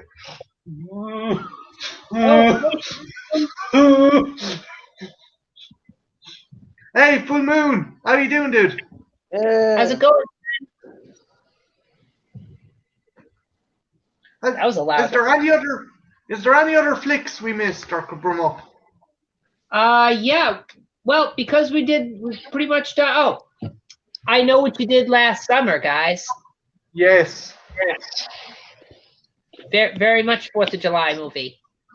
Trench, you seen this one? I know you've seen this one. Yeah, it's another one I don't like. Oh. Maybe it's weird. Maybe I don't like 4th of July movies. This is really weird. Trench, when the fuck did you turn into Oscar the Grouch? I don't know. It's really weird. Like, it's just another one I couldn't get into.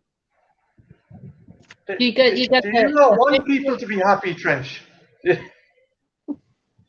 I mean, Jennifer Love Hewitt and Sarah Michelle Gellar are nice in certain ways, but that's about it. Oh.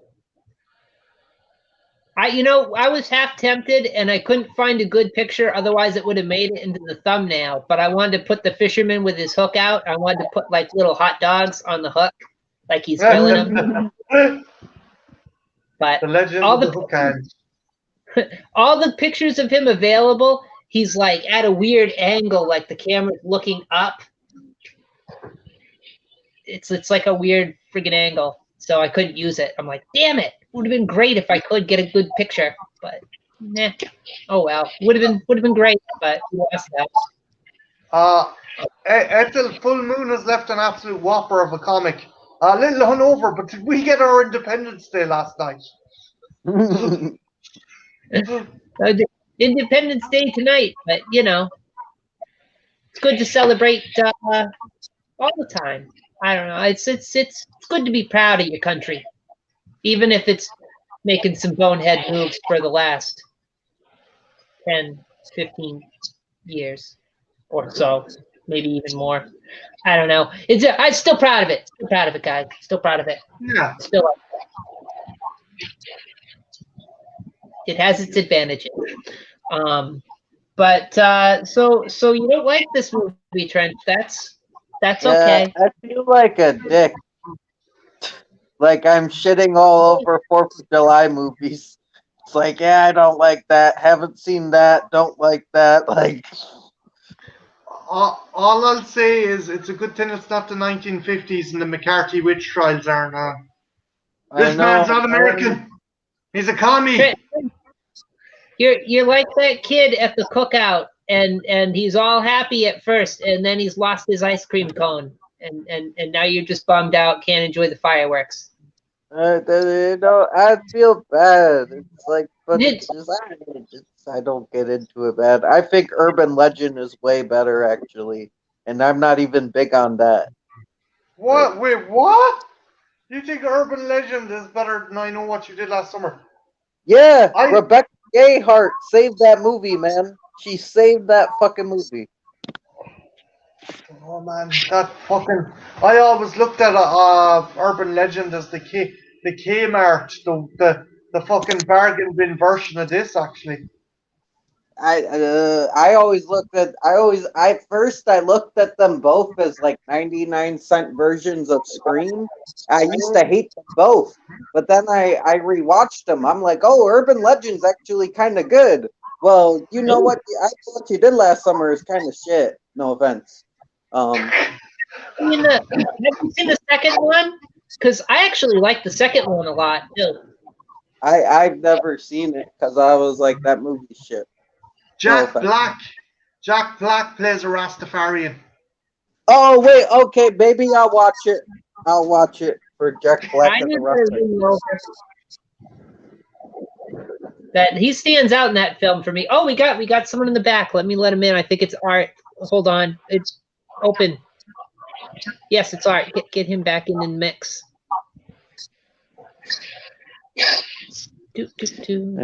My there aunt he showed goes. up. So I had to go visit with my aunt in the yard for a few minutes. Art, what do you think of I Know What You Did Last Summer? I liked it because I saw it when it first came out. And where I live is like a fishing community town place. I live but the fucking bay in the water, so I don't know. A lot of the people I knew watched it and liked it. You know, some stuff. So I liked it. Trenchy didn't like it. I know Trench didn't Yeah. like it. Trench doesn't own a snake either. That shows you how much he knows. I'm just fucking. No, it was like Scream through the eyes of like Popeye the Sailor I mean, I like or that. something. I like that description. I got like Oh, go ahead. it's not like the worst thing I've ever seen. I just don't. I can't get into it. I like how they brought in like the urban legend things into it. How like before the movie Urban Legend even came out about the hook scraping on the door, and you know, and everyone had their own little different version of that story, kind of thing. Yeah, it's and they worked it in. They worked it into the storyline. Yeah. So it ended up being a hook, but it's not a mental patient at all. It's just a guy that they hit and thought that they fucking killed. I thought it was. Yeah. I liked it. No, I don't. The sequels, you know, that's a different thing. But like, you know, and that just goes to show, like, it doesn't pay to your accidental murders. Like kids, just don't do that. Huh? Just They really didn't though. That was the whole point. Is because Freddie Prinze Jr. is the one that was driving, and he wasn't drinking. But they thought that no one would believe them. Also, They would think, did they hit the guy after he had murdered someone? So in essence, they had done a good thing. The dude And had they just thought pushed they that had guy killed off the the guy cliff. he killed.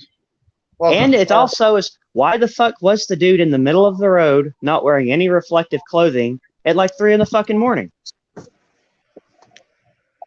yeah. Up somewhere where no one would be walking at. Like on a dangerous part of highway near cliffs. I think that they should have just went to the police immediately and been like, this is a fucking accident. Yeah, they would have been They could have okay. avoided all that. Like, I mean, the they worst might that have. would happen. Oh, sorry. Yeah. No, you're fine. Oh, worst that would have happened would they get like involuntary manslaughter or whatever, but like the circumstances, they'd probably get a reduced sentence, you know, a couple months. But technically, it wouldn't even have been manslaughter though, because the guy lived. Yeah, true. Like they wouldn't even have been. They would have taken him to the hospital. He would have been fine. Yeah.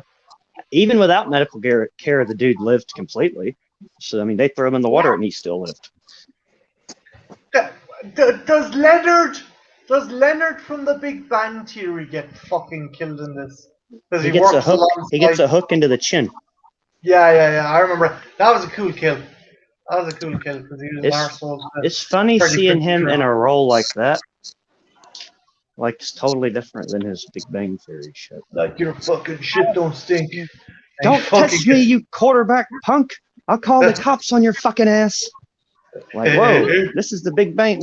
What's going on here? Well, I don't watch that shit.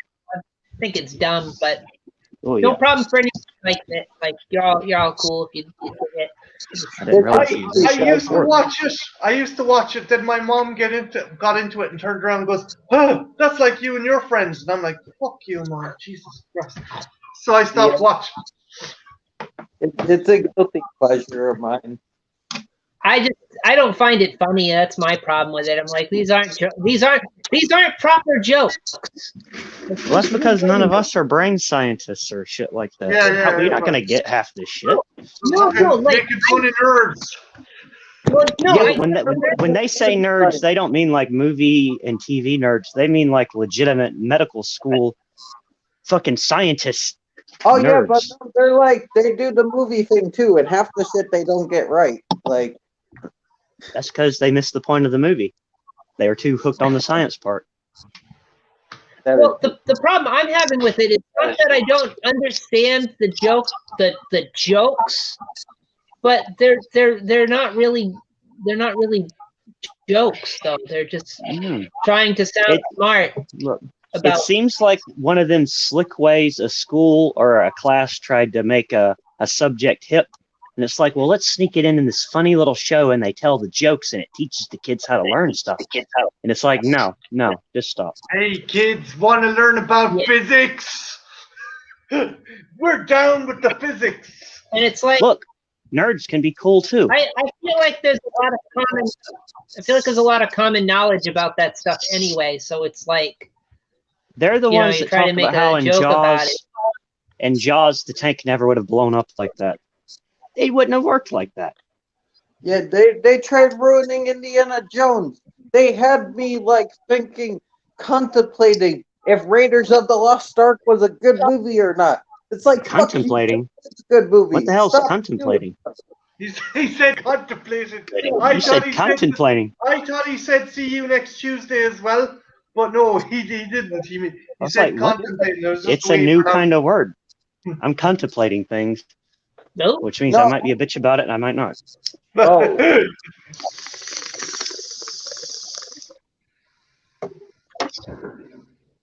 That was an accident. Oh, I know. That's that Syracuse accent. It's all good. But anyway, getting back to the film, I like it. It's a good I wouldn't say successor to Scream, but it's a good addition to that sort of genre of teenage or young college kid murder movies. Yeah, I think it's better than a lot of stuff that comes out now. The garbage that you get now. I'm with Art in that after Scream came out, there was a whole slew of copycats. And this is probably one of the better ones to ride in its coattails. That's just my opinion. Yeah, it didn't copy it too much. Instead of calling on the phone, he wrote the little letters. Instead of wearing a ghost suit, he wore a slicker that like boat guys wear. Oh no, I know that Art, but it's like no, I'm just saying. I like how they took it, but they made it their own still. Yeah. But it's definitely the same DNA. Oh yeah. It's the formula. It's copied the Scream formula basically. It's all in prom night. It's a very simple formula. Mm-hmm. But it's good. It's a good recipe. I don't mind it. Very tasty. But let's see. So I'll go through these. We've pretty much hit all the 4th of July science fiction based, slightly horror based movies. I guess now we move on to like movies that make you feel more patriotic or put you in sort of a patriotic mood or spirit. One of the movies I have written down here is Apollo 13 because that what a great movie that is, guys. Have you all seen this? Yeah, that one. I think it's one of Ron Howard's best. I think I have. Is this where Tom Hanks goes to space? Yeah. Yeah. Oh, then I think I've seen this, and it was good. I don't hate this one. I don't hate America. It's cool. It's great how they took a real life event and they made a movie out of it, and it didn't feel like you were watching like some secondhand documentary. Like it made it feel like you were watching an actual fiction, but it's all true. It's all real. And I like how they included the the scene where his wife she loses her ring in the shower, like right down the drain. That happened, right? That actually happened. Yeah, didn't it?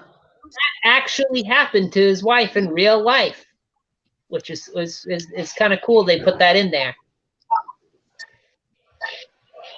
I'm just glad Bill Paxton went into space again and survived this time because things don't go well for Bill Paxton when it comes to like leaving the planet or encountering stuff from other planets. No? Yeah, it wasn't looking very good for him for a while there though. But it's great. And the other thing I like about this movie is it teaches you like what happened while entertaining you, and it passes on that knowledge for some of the people who might have been, sleeping in history class or whatever, or thought that was boring. Like it makes it fun, makes it exciting. Yeah. And it doesn't get overly boring with the science jargon and all that, It brings them as likable characters. Yeah, and there's a sense of jeopardy. Obviously, there's a sense of jeopardy there. And the special effects are top notch. And a lot of the scenes in the movie where they're weightless and stuff, they actually were weightless. They went and filmed these on what's known as the Vomit Comet, which is the special. I forget what I think it's a cargo plane, special military cargo plane, and it can fly at really high altitudes and then goes into a sharp nosedive, and for a few seconds you're weightless. So, like, Jesus. imagine doing that all day. Like, oh, could you imagine? My stomach could be destroyed. Oh yeah, that's why they call it the Vomit Comet, and that's a real thing that the NASA astronauts actually train in. And as close as you can get to 0 G's on Earth. My stomach, no way. But you imagine that? Oh, that's not a good take. But do it again, guys. Oh, then do it again. Please. Oh, it's okay, Trent. Blow shut up. That's what today is for.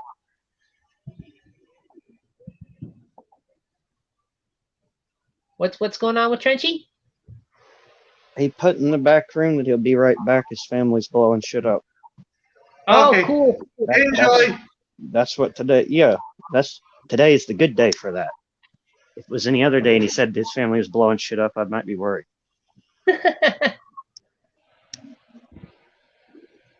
But yeah, it won all sorts of awards, which deservedly so. It was a big deal when it came out, and the other cool thing about it is they'd actually showed this to us in school. Oh, cool. So that was fun. Make a excuse to watch a movie instead of doing work, which I was like.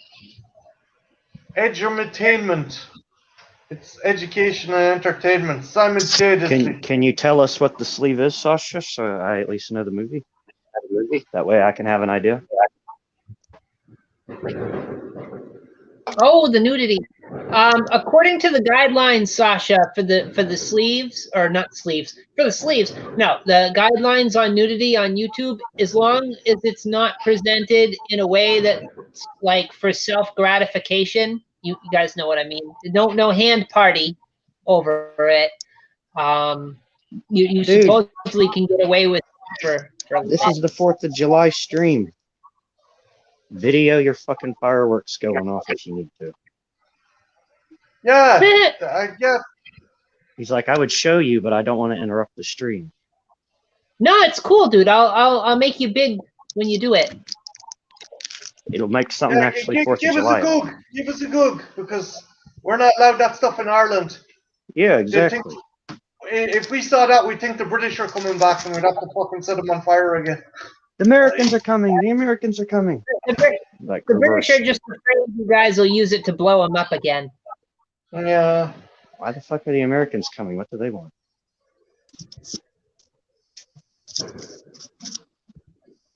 But anyway. Oh, go ahead. No. I was going to ask, like, have you any other patriotic movies, Ethel, or are you wondering what we think is what we consider patriotic? Or?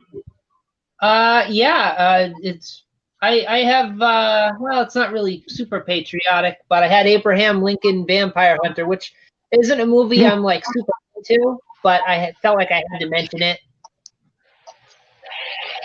Fun movie. All right. So do you guys have any like patriotic films that you'd want to mention and talk about? Well, I have one, but it's nothing to do with America. But I do have one that I would think I'd consider if I was American, I'd find it patriotic. Although it might class itself as Christmas. It's a canon movie, and it's called Invasion USA. Chuck Norris plays the ultimate doomsday weapon, and he's to stop the combined forces of the Russian, Iranian, and Cuban army invading the USA, with Richard Lynch leading the charge as Rostov. Sorry, I love that movie. It's great. Oh, my bad. I like Sandlot. Oh, Sandlot. Sandlot. Yeah, Oh, my bad. What are we talking about? makes me feel American. We're talking about films that make us patriotic. Trenchy, can we look at the fireworks, actually? He caught on fire. I don't know. That was great. Yeah, that one. I guess you missed it. Oh, Oh, my bad. What did you say? never mind. You're good, Trent. You're good. My bad. My brother's disappointed the grass didn't catch on fire. I apologize. But he wants his lawn torched. Fuck. Not a lot of people. people. But Trenchy's brother is Beavis, and he just loves fire. Fire, fire, fire. Fire. Fire's cool. But another patriotic film. If I can remember the title, because now I'm blanking on it as I start to talk about it. What the hell is it called? Never What mind. happens? Huh? What happens in it? What's the plot? The general plot is you've got Michael Keaton in it, and he's like a supervisor at a car company where they manufacture cars, and he goes over to Japan to get them to buy the car company because it's going out of business, and there's this small town that's really struggling, and like they need all those jobs, and he goes to Japan and he gets them to come back and buy the company, but then they go gun ho, that's what it's called, and then they take over and they start doing it their way, like making all these rules that they have over in Japan, making it really strict, and it's kind of a cool culture clash kind of film, and he gets in over his head. He lies about it a lot. Like he lies about everything to the workers. He lies to the Japanese, and it's a comedy. It's a lot of fun. It's got Norm in it from Cheers. So that's always fun. When did it come out, Ethel? 1987, I think. Gosh, I should just grab it. I'll check it. I'll wiki it. But no, I like Michael Keaton's comedy stuff. I'll grab it. Hold on, guys. It'll take me 2 seconds.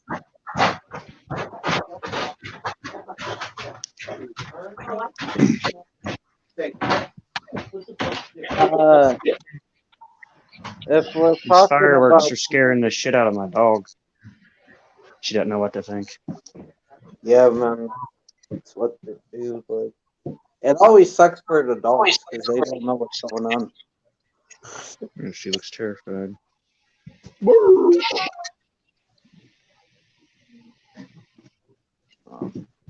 If we're talking about patriotic movies, you can't forget like Red Dawn and like Rocky IV and shit. Because there's nothing more American than like stomping out the Russians. Apparently. Is it strange that the movies that make me feel patriotic aren't war movies like everyone else feels?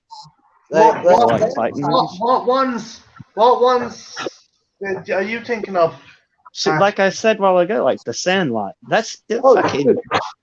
Or The Sandlot's one of mine I'm too. trying to think of another one. I'm just saying most of the things I think of aren't. When I think American, it's like. It's like Damn. baseball is one of the most American things out there. One Hole. I'd definitely check that out because I like Michael Keaton. Fucking Goonies. The Goonies makes me feel patriotic. I'll Oh, fuck. make myself so I can show you. Hold on.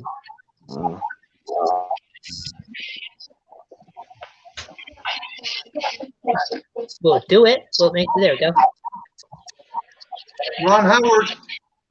Oh, it's a Ron Howard movie. Nice. You see all the Japanese guys bathing in the lake together. It's Yeah. funny. It's a fun scene. But yeah, no, it's a great classic movie. It's 1986. Hey, I was Beavis close, and guys. Butthead Do America. That's patriotic to me. Oh yeah, Beavis and that Butthead is Do America. a patriotic film. I'm gonna go to Vegas and do the slots too. Hey, Beavis, the chicks go. Hey, Beavis. Oh.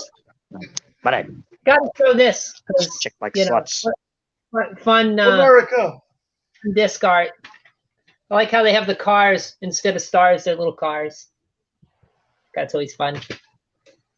Also, Caddyshack always kind of patriotic, especially at the end when all the explosions start going off. But then the fucking little groundhogs, or not groundhog, but the fucking gopher starts dancing. Oh yeah. I'm alright. All right. Dude blows up the whole fucking golf course and stood up and killed the thing. Rodney Dangerfield's brilliant in that movie as well. Anything with Rodney worry, Dangerfield is patriotic. That's just Americana. Oh, see, Full Moon has seen. He's seen it. He says Gun Ho is beautifully dated. It's so 80s. Oh, Yeah, I love it. Ethel, It's great. have you seen a movie called Ladybug?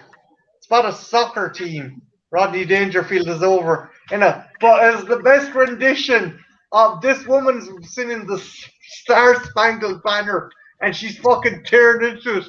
And Rodney Dangerfield's like, the song is over. That's a great movie. Ladybug. Silver Bullet, man. Silver Bullet, that's like America. You got the firework, you got the fucking motorcycle, fucking wheelchair, you got Gary Busey. What's more American than Gary Busey? That's like what's more American than shooting a fucking bottle rocket at a fucking werewolf? The movie has it all. Crippled children, an eye patch wearing priest. And let's melt down a silver necklace so we can get one silver bullet to use. Make this shit count.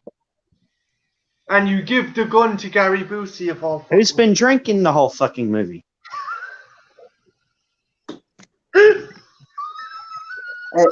And Sasha brought up a good one. Team America. That's a good one, Sasha. On paper, they should all have been dead. Yeah, Team America. That's it. Oh, go ahead. Huh? Oh, we talking to me or Art?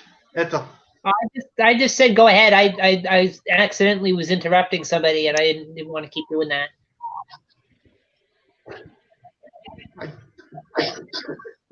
Can't think of anything. No? Ben mentioned earlier on there's a horror movie called The Bay, which is really cool. It's about a fucking virus breaking out on the 4th of July. The town's water supply is infected. Pretty cool horror movie. If you get a chance, definitely check it out. It's funny because I'm not a big fan of The Bay either. Not Michael Bay. The Bay. No, I've seen The Bay with the parasites getting in all the people and it's found footage. Yeah. I've seen it. I'm not a big fan either. This is really weird. You're a fucking communist, French. You're a fucking commie.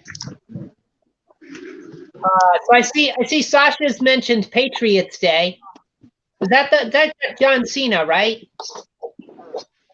No, that's the one about the Boston City bombing, if I'm not mistaken. The one with the Boston Marathon bombing. Oh, that's not quite as fun, but yeah.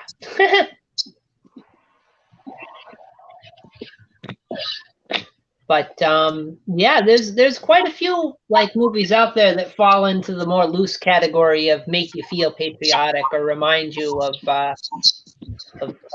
liking your country, I guess. And are there any like this is a non-American question, Marty? Are there any movies that like in Ireland they sort of make you feel Michael like Collins. patriotic? Say what? Michael Collins and The Guard. The Guard and Michael Collins. Oh, cool. Mainly because Michael, you have Liam Neeson just blowing up and shooting British people. British trying to set us on fire. We blow up them and they blow up us. And by the end of it, we're like, here, fucking have most of your country back because you're just fucking wrecking our heads. Have it back. We don't want it anymore. You've blown up half the fucking place anyway. We're like, yay! We got our country back, and then we look around and go, oh fuck, we got a lot of work to do. We blew up everything. Oh well. But yeah, no, Michael Collins. And The Guard. The Guard is funny because you got Brendan Gleeson as the most Irish cop you can ever meet. Basically, he gets involved in a drug plot and he has to team up with an FBI agent played by Don Cheadle. And it's like one of the jokes is like he's like, oh, where do you go on holidays? I go to Aspen. You go to Aspen? Jesus, I thought black lads don't ski. And it's just funny. Or maybe it's swimming. Which is it that you don't do now? What the fuck are you talking about? If you get a chance, check out The Guard. It's funny. It's like they find out the drugs are being exported out of the country, out of Galway. And he blackmails the FBI agent into helping him. And he goes, I can't help you. I can't help you fight these guys. You know, I'm an FBI agent. This is called an international incident. Look, Wendell, I know you FBI lads only like shooting innocent women and children. But sure, you know, come on. You'll have about as much fun as you had at Waco. Come on, it's a fun movie. It gets the Irish sense of humor really well. So if you get a chance, check out Michael Collins. Probably not the most historically. If you want a proper historical Irish movie about the Irish Rebellion, check out The Winter Chicks, The Barley. Very depressing, but if you want pure patriotic fucking tosh, check out Michael Collins because it's enjoyable. And check out The Guard because it's a buddy cop movie done Irish style. And you got Don Cheadle and Brendan Gleeson teaming up. All right, definitely got to check it out. Oh, well, that's too bad, Sasha. It's fun. The ending is a bit depressing, but it's fairly fun up until the ending. It's a good movie. It's fun. There's another bit where like the guard, the superintendent, is talking to Wendell, the FBI agent. You know when you said that like the mafia had someone liquidated, do they actually turn them into liquid? No, no, they don't. No, that's brilliant. Guys, any other kind of films that we haven't mentioned yet that sort of put you in that mood, or are we winding down now? I got Art. Any other patriotic movies? Like you guys have been itching to talk about The Sandlot. Them two have been mad to talk about The Sandlot. Do you want to talk about The Sandlot, lads? Because I know nothing about it. I only know that it's Babe Ruth's ball. I don't know when it's set, how it's set, who's in it.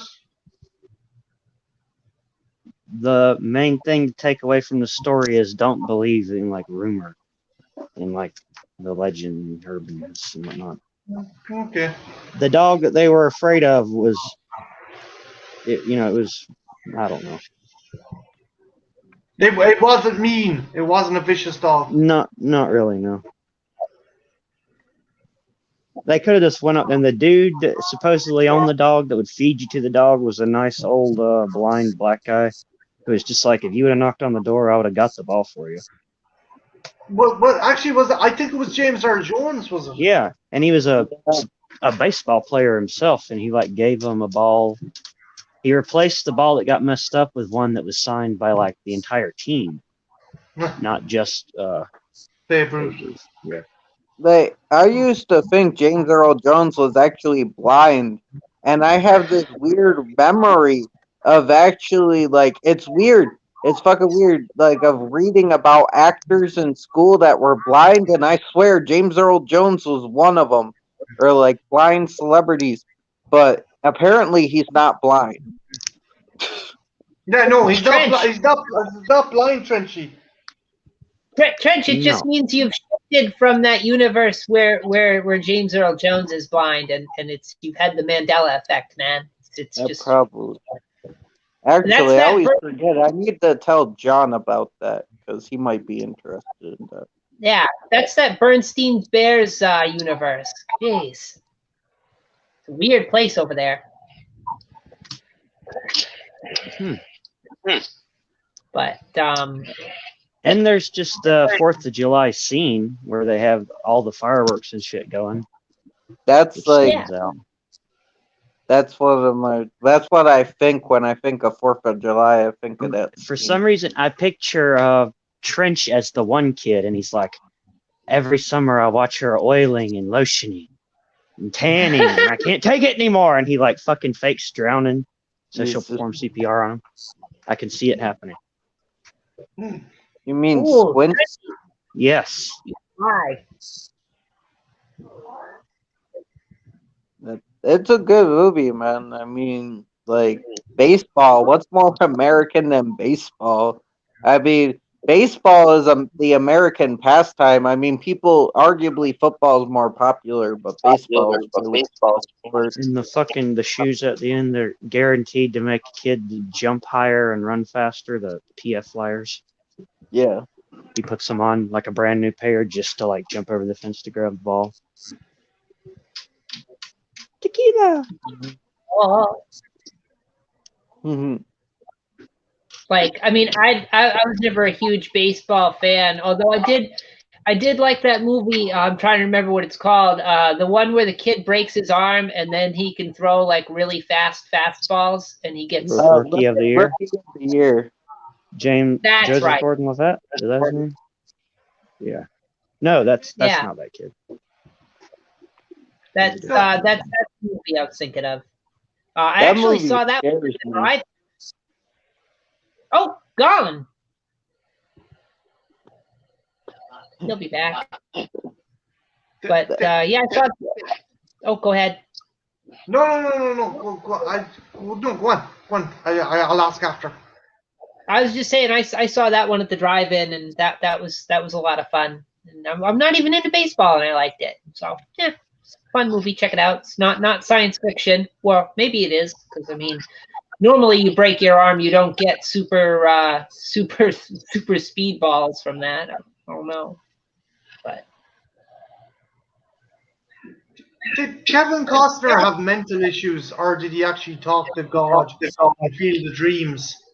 Like, what was the deal with Field of Dreams? Like, if they build it, they'll come. Like, did anyone actually play baseball in his baseball field he made in his cornfield? I don't. I thought they were ghosts. Like I thought it was ghosts and not God. I thought he was just gone mad. I just thought he fucking had a breakdown because he was sick of farming. Fucking done with this shit. I want to play baseball. Oh, another good baseball movie that is in the science fiction genre. Angels in the Outfield. I grew up with that shit. That shit's good. Christopher Lloyd, Tony Danza. Yeah.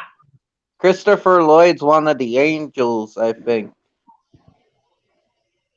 What's the one with Matt LeBlanc having to teach a chimpanzee to play baseball? What? Yeah, there's a movie. There's a movie where like it was really low in fucking LeBlanc's career. Well, apparently he like they run out of team members, and there's a proviso that if you can get your mascot to be a player, you can continue on in the season. And their mascot is a chimp, so he has to teach the chimp how to play baseball. Oh man, next April when I do a Go Ape in April stream, we got to talk about that one. That'd be fun. I'll track it down for you. There's I'm fucking hell though. It's Another good monkey movie is, well, it's not good, but it's so ridiculous. I think it's Most Valuable Primate. It's a sequel, and it's about this monkey who used to be a hockey star. He can't even talk. He's just a regular monkey, and he's depressed, and he's looking because he's washed up, and he's looking back at his old hockey days. But then his caretaker, who's a female woman, takes him and his family to Hawaii, but he ends up accidentally in Colorado because he gets on the wrong plane, and then he meets up with this kid who wants to be a snowboarder, and they learn snowboarding together. Well, these group of bandits these group of mob guys who need to make money for their boss decide, well, we see this monkey running around, let's kidnap it and sell it. Don't know, is my screen coming in? It's probably too bright still. Yeah. Oh, I see it. I see it. Ed. It's called Ed. That's what it's fucking Ed. Oh, another. Just because we're on the subject of monkeys, and this actually does tie into the subject matter because summertime, 4th of July. Baywatch had a monkey episode. Did you guys ever see that? No. Why am I not surprised? Like the I forget the guy's name. The dwarf or the little I don't like that term. I don't like the term little person. The vertically challenged fellow from Seinfeld, Mickey. I don't remember his real name. He was in this episode, and he plays a sort of a carny, and he has an orangutan that he brings around, and he's trying to make money by telling people he's a scary, dangerous ape, and you got to pay to see him, and he's just this goofy, lovable orangutan. And the guy gets drunk, crashes his car, the orangutan escapes, and Mitch Buchanan finds him, and they adopt him, and he becomes a lifeguard for a little while. Like, there's this whole scene where he puts on lifeguard trunks, and he's in the tower, and he's got the friggin' can, and they even have him rubbing lotion on a sunbather. It's hilarious. Like check it out if you have access. Was it a proviso that orangutans had to turn up in TV show? I remember in Little House on the Prairie, the fucking Ingalls got their hands on an orangutan. It was like, what the fuck? Like, what the fuck? Like, I don't know. Monkeys, man, just showing up in random shows, you know. They're great. Your show can only get better by a monkey, man. It can't get worse. Only better. It was awesome. Trenchy, I think you particularly would have liked that Baywatch episode just because of the monkey. Like, I think you would love that. Monkeys are in my top 5 favorite animals. They're only beaten by the goats. He was saving people on the beach. Like he was a lifeguard. Like, I've never seen a monkey dream sequence where the monkey is fantasizing about being a life. Never seen that before. And it came totally out of left field. Totally out of left field. In fairness, it's fucking Baywatch. I mean, they had Baywatch nights.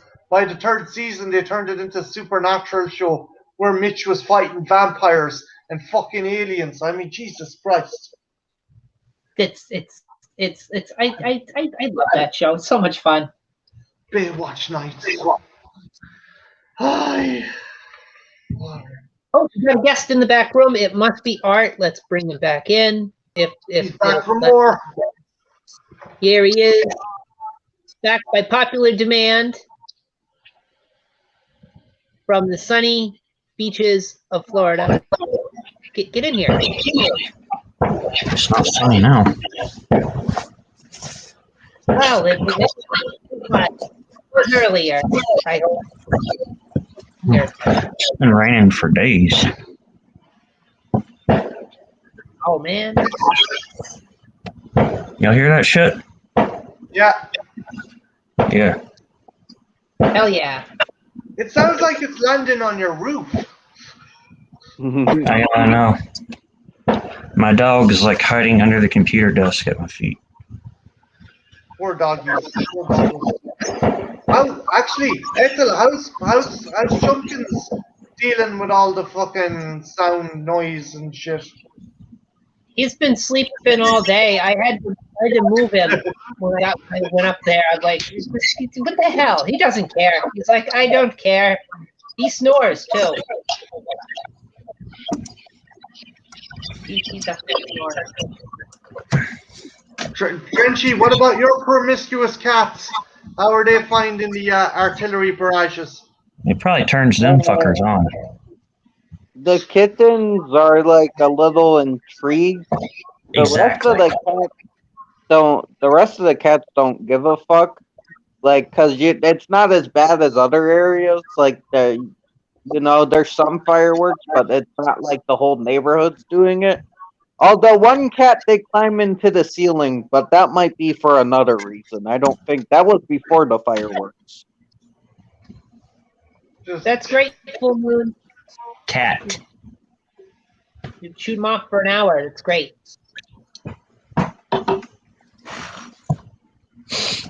Mm-hmm. Yeah, I don't know. Cat, somebody vacuuming or somebody mowing the lawn, the cat will disappear for an hour and a half. You never see him. But they could be blowing up fireworks for 2 days straight, and he doesn't care. He's just whatever. I don't get it. Fucking a raging gun battle going down the street. Whatever. Yeah, but oh well. Another back to the 4th of July movie. Speaking of topic thing. Speaking of it, I forgot to mention it, but I got to mention it because I put it in the thumbnail. Flight of the Navigator. Believe it actually takes place on 4th of July. Oh yeah. Yep. Which that's a fun movie. It is. You guys think about that? I haven't seen it in forever, but I like it. The voice of the robot. I still think that ship looks like a fancy soap dish. One of those silver shells that you keep your fancy soap in. I like it though. It's a cool looking ship. It's a cool effect. That was very early. Yeah. That was pre-Terminator 2 CGI, and it's some of the first that was ever used was in that film. And it wasn't. Sorry, what? No, go ahead. No, I'll say that. Ladies first, and it's your street. All right. Well, I was gonna say, and oh damn it, I lost it. That's okay. Go ahead. It'll come back to me. Shit. I'm sorry. No, just I think you had said it to me before as well, that the great effect that it looks so polished and the reflections and stuff, and when the steps came down, they looked super solid, even though they were like hovering there and stuff. It was good. You're dead right. It's a cool design. Yeah, and it's a lot of fun. It's a good family film. Sometimes I feel like I don't talk about family films enough. Yeah, like there is kind of good kind of movies out there for kids that they can watch, made in the 80s, and you don't have to be worried if they go pure snowflake. It's like, don't worry about it. You can leave this on. They won't flip out. Yeah, it's like there are movies out there that are made that way, and they're actually enjoyable for older people too. So it's like you can't lose, can't really lose. Oh, speaking of losing, gone, guys, gone. But yeah, it's a very, very decent film. Originally, this is what I was going to say. Originally, Disney wasn't supposed to be in charge of that movie. But the people who were making it, they sort of got bought by Disney while they were producing it. They sort of bought the film rights, which is weird, but okay. Again, it's one of those movies. I think I used to mix it up with another one. I'm trying to think what one I used to mix it up with. Maybe it was Explorers. I think Oh, I mixed it up with Explorers. Which Explorers is another great movie, another Yeah. great family movie, which I think it's still available on Pluto if you guys have that app. I don't think we have it over here, but I have it on VHS back home. But I still have a big box of VHSs at home. and if anybody watching in the chat or later in the future or whatever, and you haven't seen the Explorers, the basic premise is they're aliens and they communicate this technology, instructions on how to make it, and it's basically a force field. And the smart kids make this force field, and they can make it get bigger or smaller. And they figure out that they could make a vehicle and put the force field around it, and they could fly because they can fly this force field around in Space. yeah. So they go to a junkyard and they grab a tilt-a-whirl cart and they grab a bunch of junk and stuff and they cobble together a spaceship, and they get some oxygen tanks and they friggin' go up into space, and then they get taken aboard an alien ship, and Robert Picardo is this crazy alien that befriends them. And I'm not going to spoil the ending, but yeah, it's fun. Is Stephen Dorff when he's like a kid? He's in that. I think. Am I wrong? Maybe. I think so. It's been a bit since I've seen that one, but it's a fun movie. So check that out. Not necessarily a 4th of July movie, but it's a good time. It's a fun family American movie, yeah. Yeah. The thing about playing Navigator, I like, getting back to that, is where the spaceship changed shape in that one scene and it can go super, super fast. Like, that was kind of cool. That was yeah. It kind of reminded me of oh fuck, what was the name of the fucking show? Was it Christ? It's based on the Greek legend Ulysses 20. Fuck. It'll come back to me. Doesn't matter. Yeah.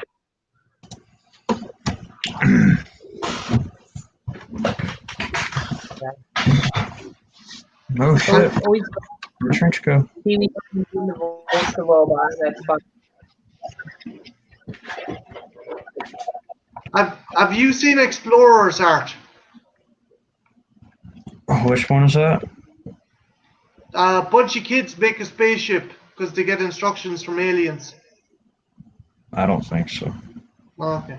Oh, it's pretty good. You should check it out. You can watch it with your kid. Is it an old one or a new one? It's an older movie. It's like 1988, I want to say. Might be wrong on that. There's like Stephen Dorff as when actually Ethel, we like date by association. When did the Gate come out? I think that was 80. Was that 85 or 86? Yeah, it's an 80. Yeah, because Dorff is around the same age as he was in fucking the Explorers, as he was in the Gate, if I'm not mistaken. Yeah, he's a kid in the Gate. The Gate is the shit. Trenchy, yeah. you've seen lots of kids' movies. Have you seen Explorers? No, I actually haven't. That's one on my list. I gotta see that because it's like it's a group of kids movie. It's on the radar. It's available on Pluto. It should still be available on Pluto. At least it was last year. I think it might also be on Tubi. Another like patriotic kind of kids movie, Little Giants, man. That's a good one. Is that the one with Rick Moranis and Tom Arnold? Yeah, Rick Moranis and his like brother get into an argument because he won't let the daughter on the team, so they start their own team with a bunch of like kind of like not so athletic kids, like kind of like what they would call rejects, but they're not, and like they make this little misfit team, and they whoop ass. What? There's a fun movie with Tom Arnold. I can't believe I'm even saying that. But there's a fun movie with Tom Arnold, Frenchie, where these kids, they're carpooling, and Tom Arnold hijacks the fucking car they're in, and they end up driving through a mall, and Rhea Perlman is like the mall cop that's after him. Can you think of that movie? I don't know what it is, but it sounds dope. Oh, Ben saying Ed O'Neill is in. Oh, okay. Oh, Ben, thank you. Big bully. Apologies, dude.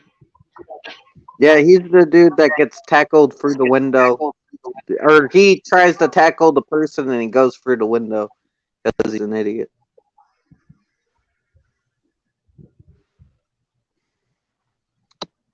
What's the movie with Ed O'Neill where he's coming back for Thanksgiving and he has to bring his steps on and he steps on his ignorant shit? That's a good one. I like that one. That's a fun movie. Dutch Story.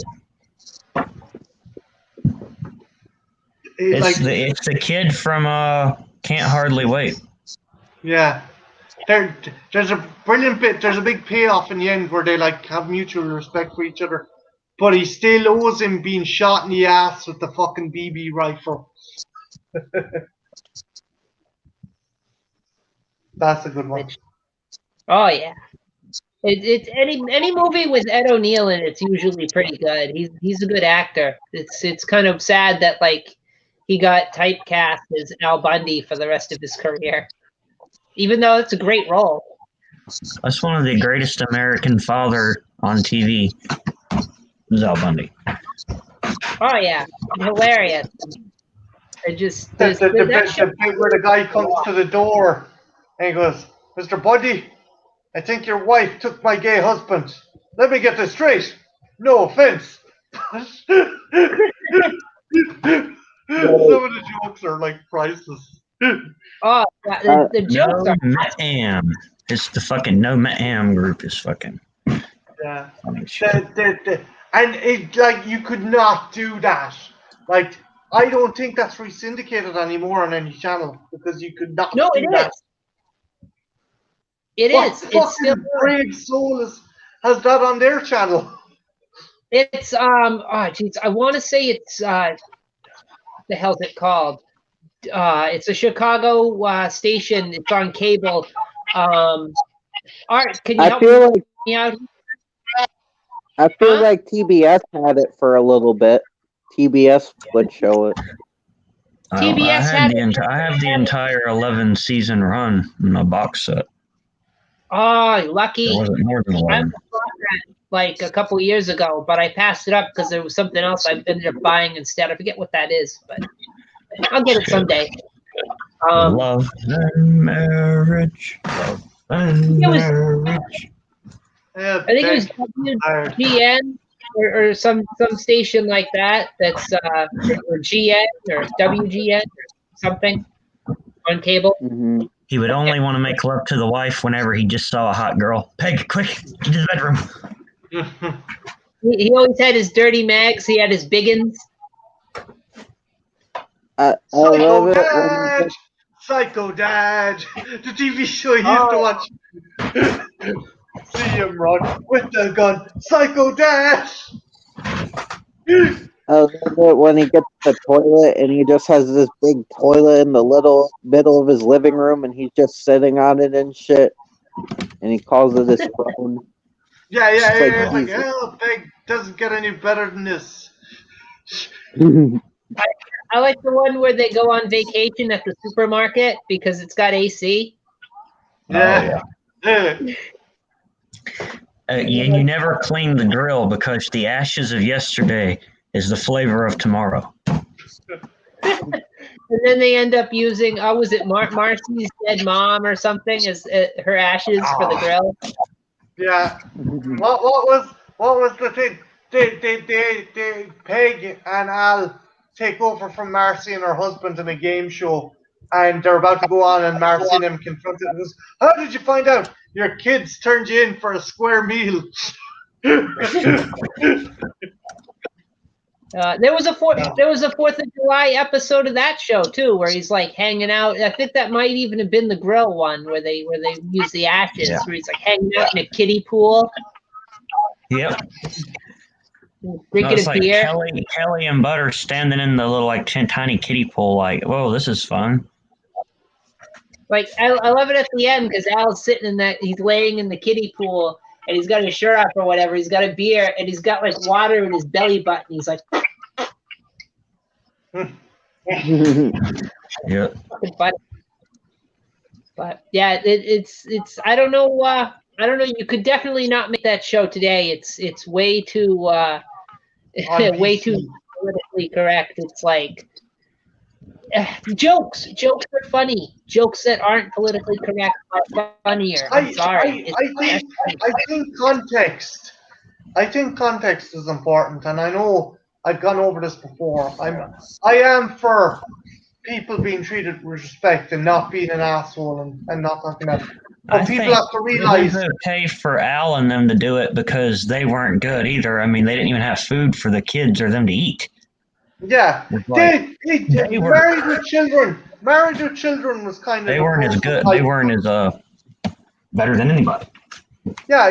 Married with Children was kind of the prototype for It's Always Sunny, and like the live action Simpsons. It was a deconstruction of the American kind of family, like I feel like the thing with Always Sunny, why it works is because they never make the Bundys out to be good people. They're assholes, and we know they're assholes, and that's why it's funny. Like kind of like Seinfeld, they're bad. They're not good people. In the end, they all go to jail. Like in the end, they all get arrested. Like I feel like that's why it works. It's not like Friends where they make these people out to be good people when they're all assholes. It's like no, up front these guys are assholes. There's like, they're not trying to hide as good people. I just want to thank you, Ben. I'm glad you confirmed that for me. WGN, that's the channel. That was the station I was watching it on when I had cable.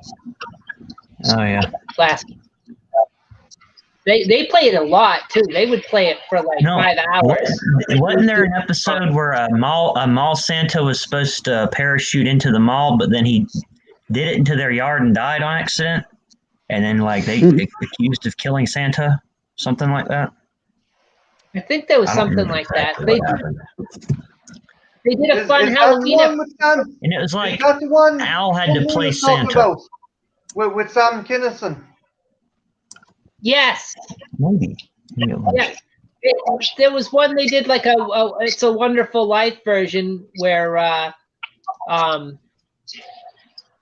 like Al's gonna die. They did another episode for Halloween that was sort of like that too, where Robert Englund was in it, and Al goes to hell, but he actually loves it because his family isn't there, and it's actually a pleasure to live.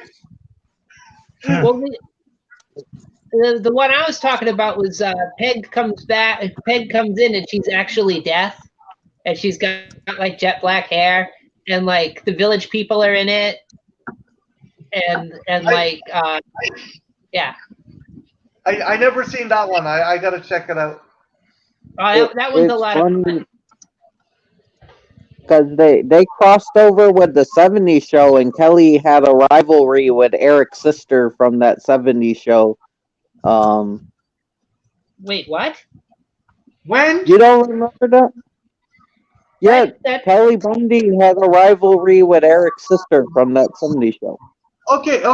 Trench, is this in universe, or did Christina Applegate cameo as a different character? Because this doesn't work on a number of levels. It wasn't in my 70s show. It was in Married with Children. But Trenchy, that 70s show only started in the late 2000s, or the mid 2000s or early 2000s. It was the 2000s when it started. I swear they crossed over. Maybe I'm wrong. No, Look, there was another because show Married that with came Children right ended after well Married with before. Children. It was like exact same kind of thing as Married with Children, but it was the fuck was it? Happily Ever After? Is that what it was called? Something like that. Ben's spot on about that episode. Al has to admit that they need him, or he'll be killed. It's pretty funny. I'll Google it to double check, but I swear they crossed over. I might be wrong though. No, Trench, Married with Children was gone before. Okay, 1998. No, it didn't. I'm sure. No, it didn't start. Ben, I don't think that started in '98. I'm almost certain that it was not. It was 2000 or I thought it was the 2000. 2000s. Hold on. Let me check. I mean, I could be wrong. I could be totally wrong. I'm gonna Google to make sure. I thought they did. No, I'm Ben's probably wrong, right. though. Ethel, Ben's Oh. right. 98. Really? Okay, I'm gonna try. Trenchy, you've caused an awful lot of trouble now. But I'm sorry. Oh, sorry, Ben. I thought for sure it had to be 2000 at the earliest. so had I. I was nearly convinced as well. Oh man, now I feel old. Holy crap! Can't believe that was '98. No, a year. Married with Children finished in 1997. 1987 to 1997. Yeah, I knew it. I knew there was no way to cross over. But that was a surprise. Yeah, ended in '97. Ben's confirming. So, yeah, geez. Trench, where you're sleeping, is there a lot of cat urine? Because that's been known to affect the neurological state of some people. No, I just think I'm just stupid. I'm like, I you're swear not they crossed over. No, we're not saying Like- you're stupid. We're just No. like, did you hallucinate it? Or maybe you dreamed it. Dude, no, that's weird because I remember this Trench, like did you graduate from high school? Yeah, I failed college though. Okay, look, I didn't get past the 9th grade, so if you're stupid, then what am I? Think about it. Oh, you're not stupid. Hey, Google. Did Married with Children ever cross over with that 70s show?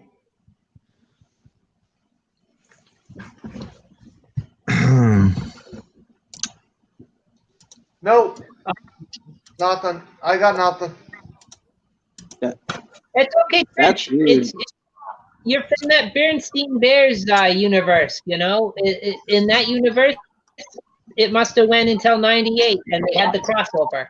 It happened. But that doesn't make any sense because the Married with Children was set in the 90s.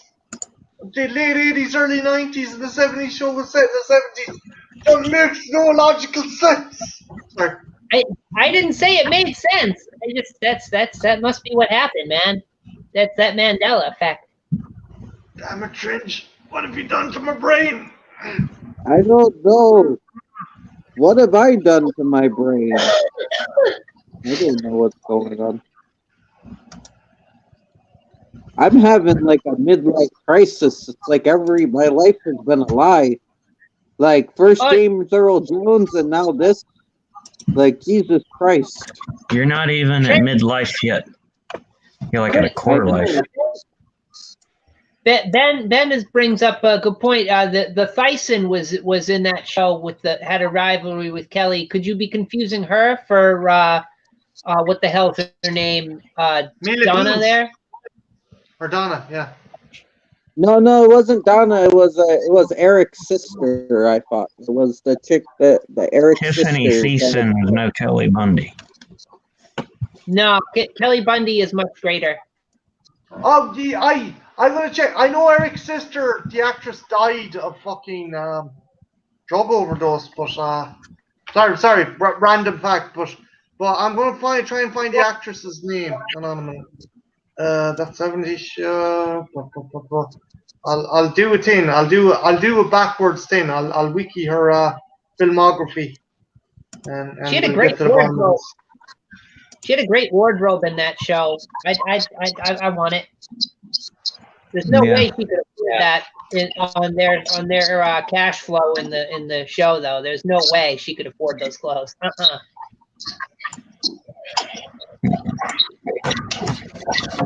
But she was like a groupie. She was always with like bands and stuff.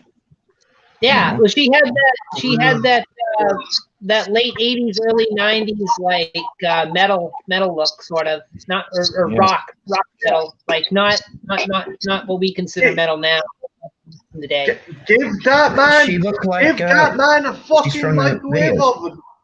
Give that man a microwave oven. So yeah, Lisa Robin Kelly, she was in Married with Children as Carol, and the sworn enemy of Kelly Bundy. It wasn't a crossover though. She was a completely different character, but it was Eric's sister. So you get half a point.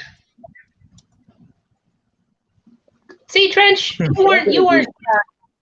you weren't wrong about it. You were just sort of confused on what was going on. You must have been like half asleep when you saw that episode or something. It happens. Probably. A fun fact. But before she died, she had 61 traffic violations, including killing a father of 6, a 42-year-old father of 6, and death. Now we know why she. Drug intoxication. That would be why she'd have the problems and why'd she die of an overdose. Yeah. Guilt. God damn. Too bad. Well, you weren't wrong, Trenchy. It just wasn't her character from the 70s show. That makes sense, because I swore I saw that, but now that it all makes sense. He would sometimes make outrageous claims like he invented the question mark. Sometimes he accused of walnuts of being lazy.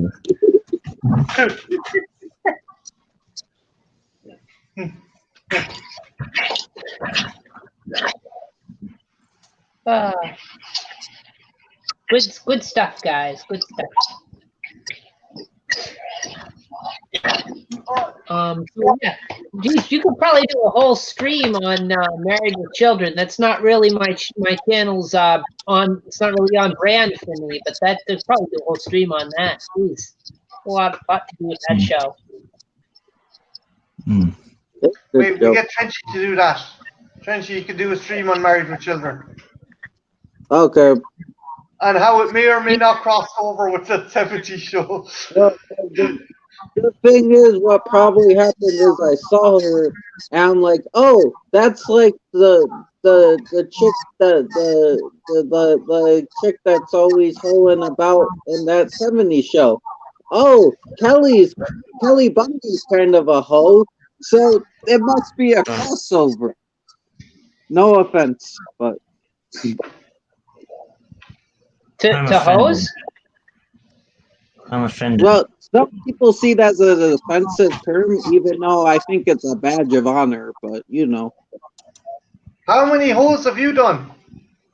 None. I'm a virgin. You're lying. You're lying, Trench. Don't lie. Don't Got it. Room full of flutes. But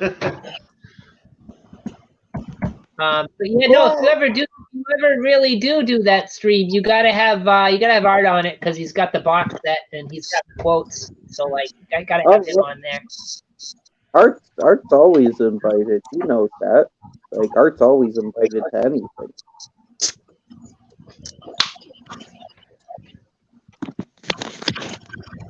Like everyone here can come on my streams whenever they want if there's room. Like it's always, always open. But guys, I think we have covered pretty much everything. We're at the 2 hour and 44 minute mark, so keep it until 45. and I think we'll end it there, because this has been a great stream. And I stayed. I didn't get picked. Yeah, because I was actually delighted that I didn't cut out or anything. Like, so that's kind of cool. I just want to mention that all this month, Marty has generously given me Sundays, his Sunday for the month, and I have an itinerary planned for these streams, guys. Today was the 4th of July stream. Next Sunday, it's going to be next Sunday is 7/11/21. So 7/11. It's going to be the Convenience of Hell stream. We're going to be talking about movies, TV shows that all have to do with hell or have hell in them. And there's a hell of a lot to go through on that one. Yay. And please do join us the following Sunday from that on the 18th, because we will have the Terror from the Deep stream. We'll be talking about deep sea monsters and movies that take place in deep water and creatures from the ocean, and it's going to be a lot of fun, And then, if we're still into it, we're going to cap everything off at the end of the month on the 25th with a Day at the Beach stream, where we'll be talking about movies of science fiction or horror nature, obviously, that take place on a beach or feature a beach prominently in them. And there's more than a few films and shows that do that. So that's kind of cool. The whole general theme this month is summertime. That's the theme for Sundays, Sci-Fi Sunday. It's the summer of sci-fi, guys. Summer of sci-fi. Here comes the summer. Are you ready for summer?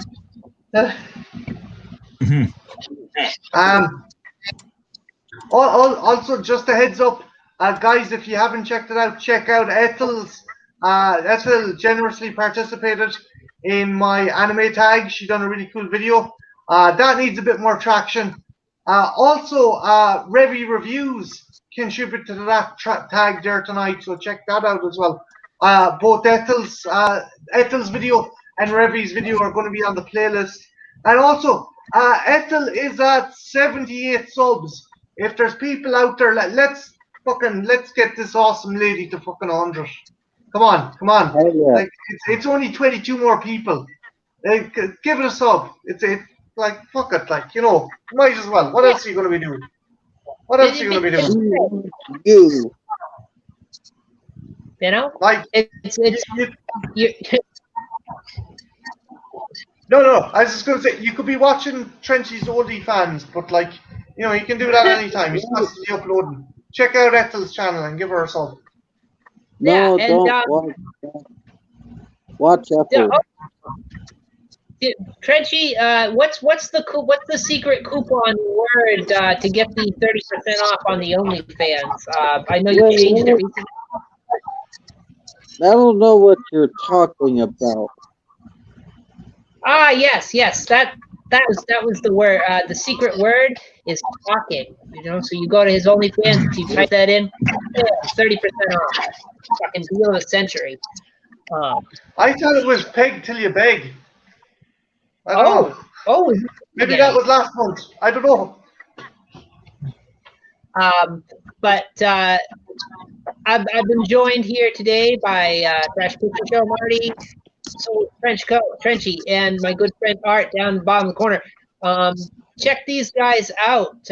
Marty, anything coming on the pipelines? What's the next movie or the next review or whatever? Well, I've ordered my Quint, so I'm probably going to be reviewing him. I also intend to do the top 10 comic book movies you didn't know were based off comic books. That's in the pipeline pretty soon. So. Nice. And directly off that comic book themed idea, it's July, and what do you think about when you think about July? You think about Spider-Man. You think about Spidey. It's I don't know. You do. And this fella right down below me, Trenchy, he's doing Spidey July. and what's the news on the videos, dude? Well, I gotta finish a birthday video, but after that, should be hopefully the next episode will be done very soon, where we tackle the first appearance of Dr. Octopus. Oh, classic. Nice. And check out Art. He's the man. Anything in the pipelines, Art? Videos, streams, anything coming up, man?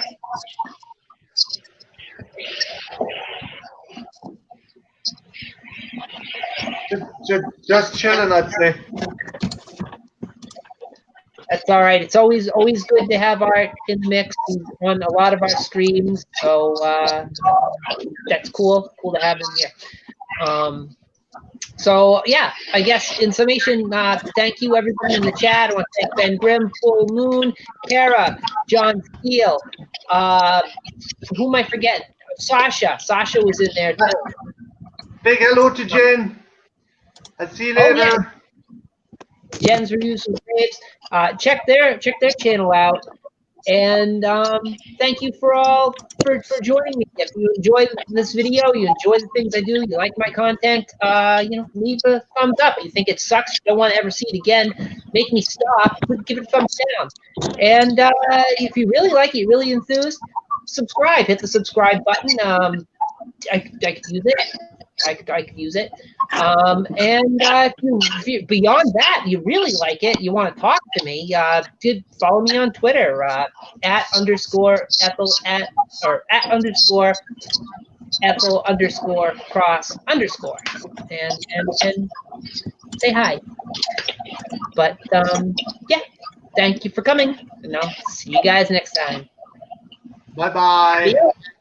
Stay frosty.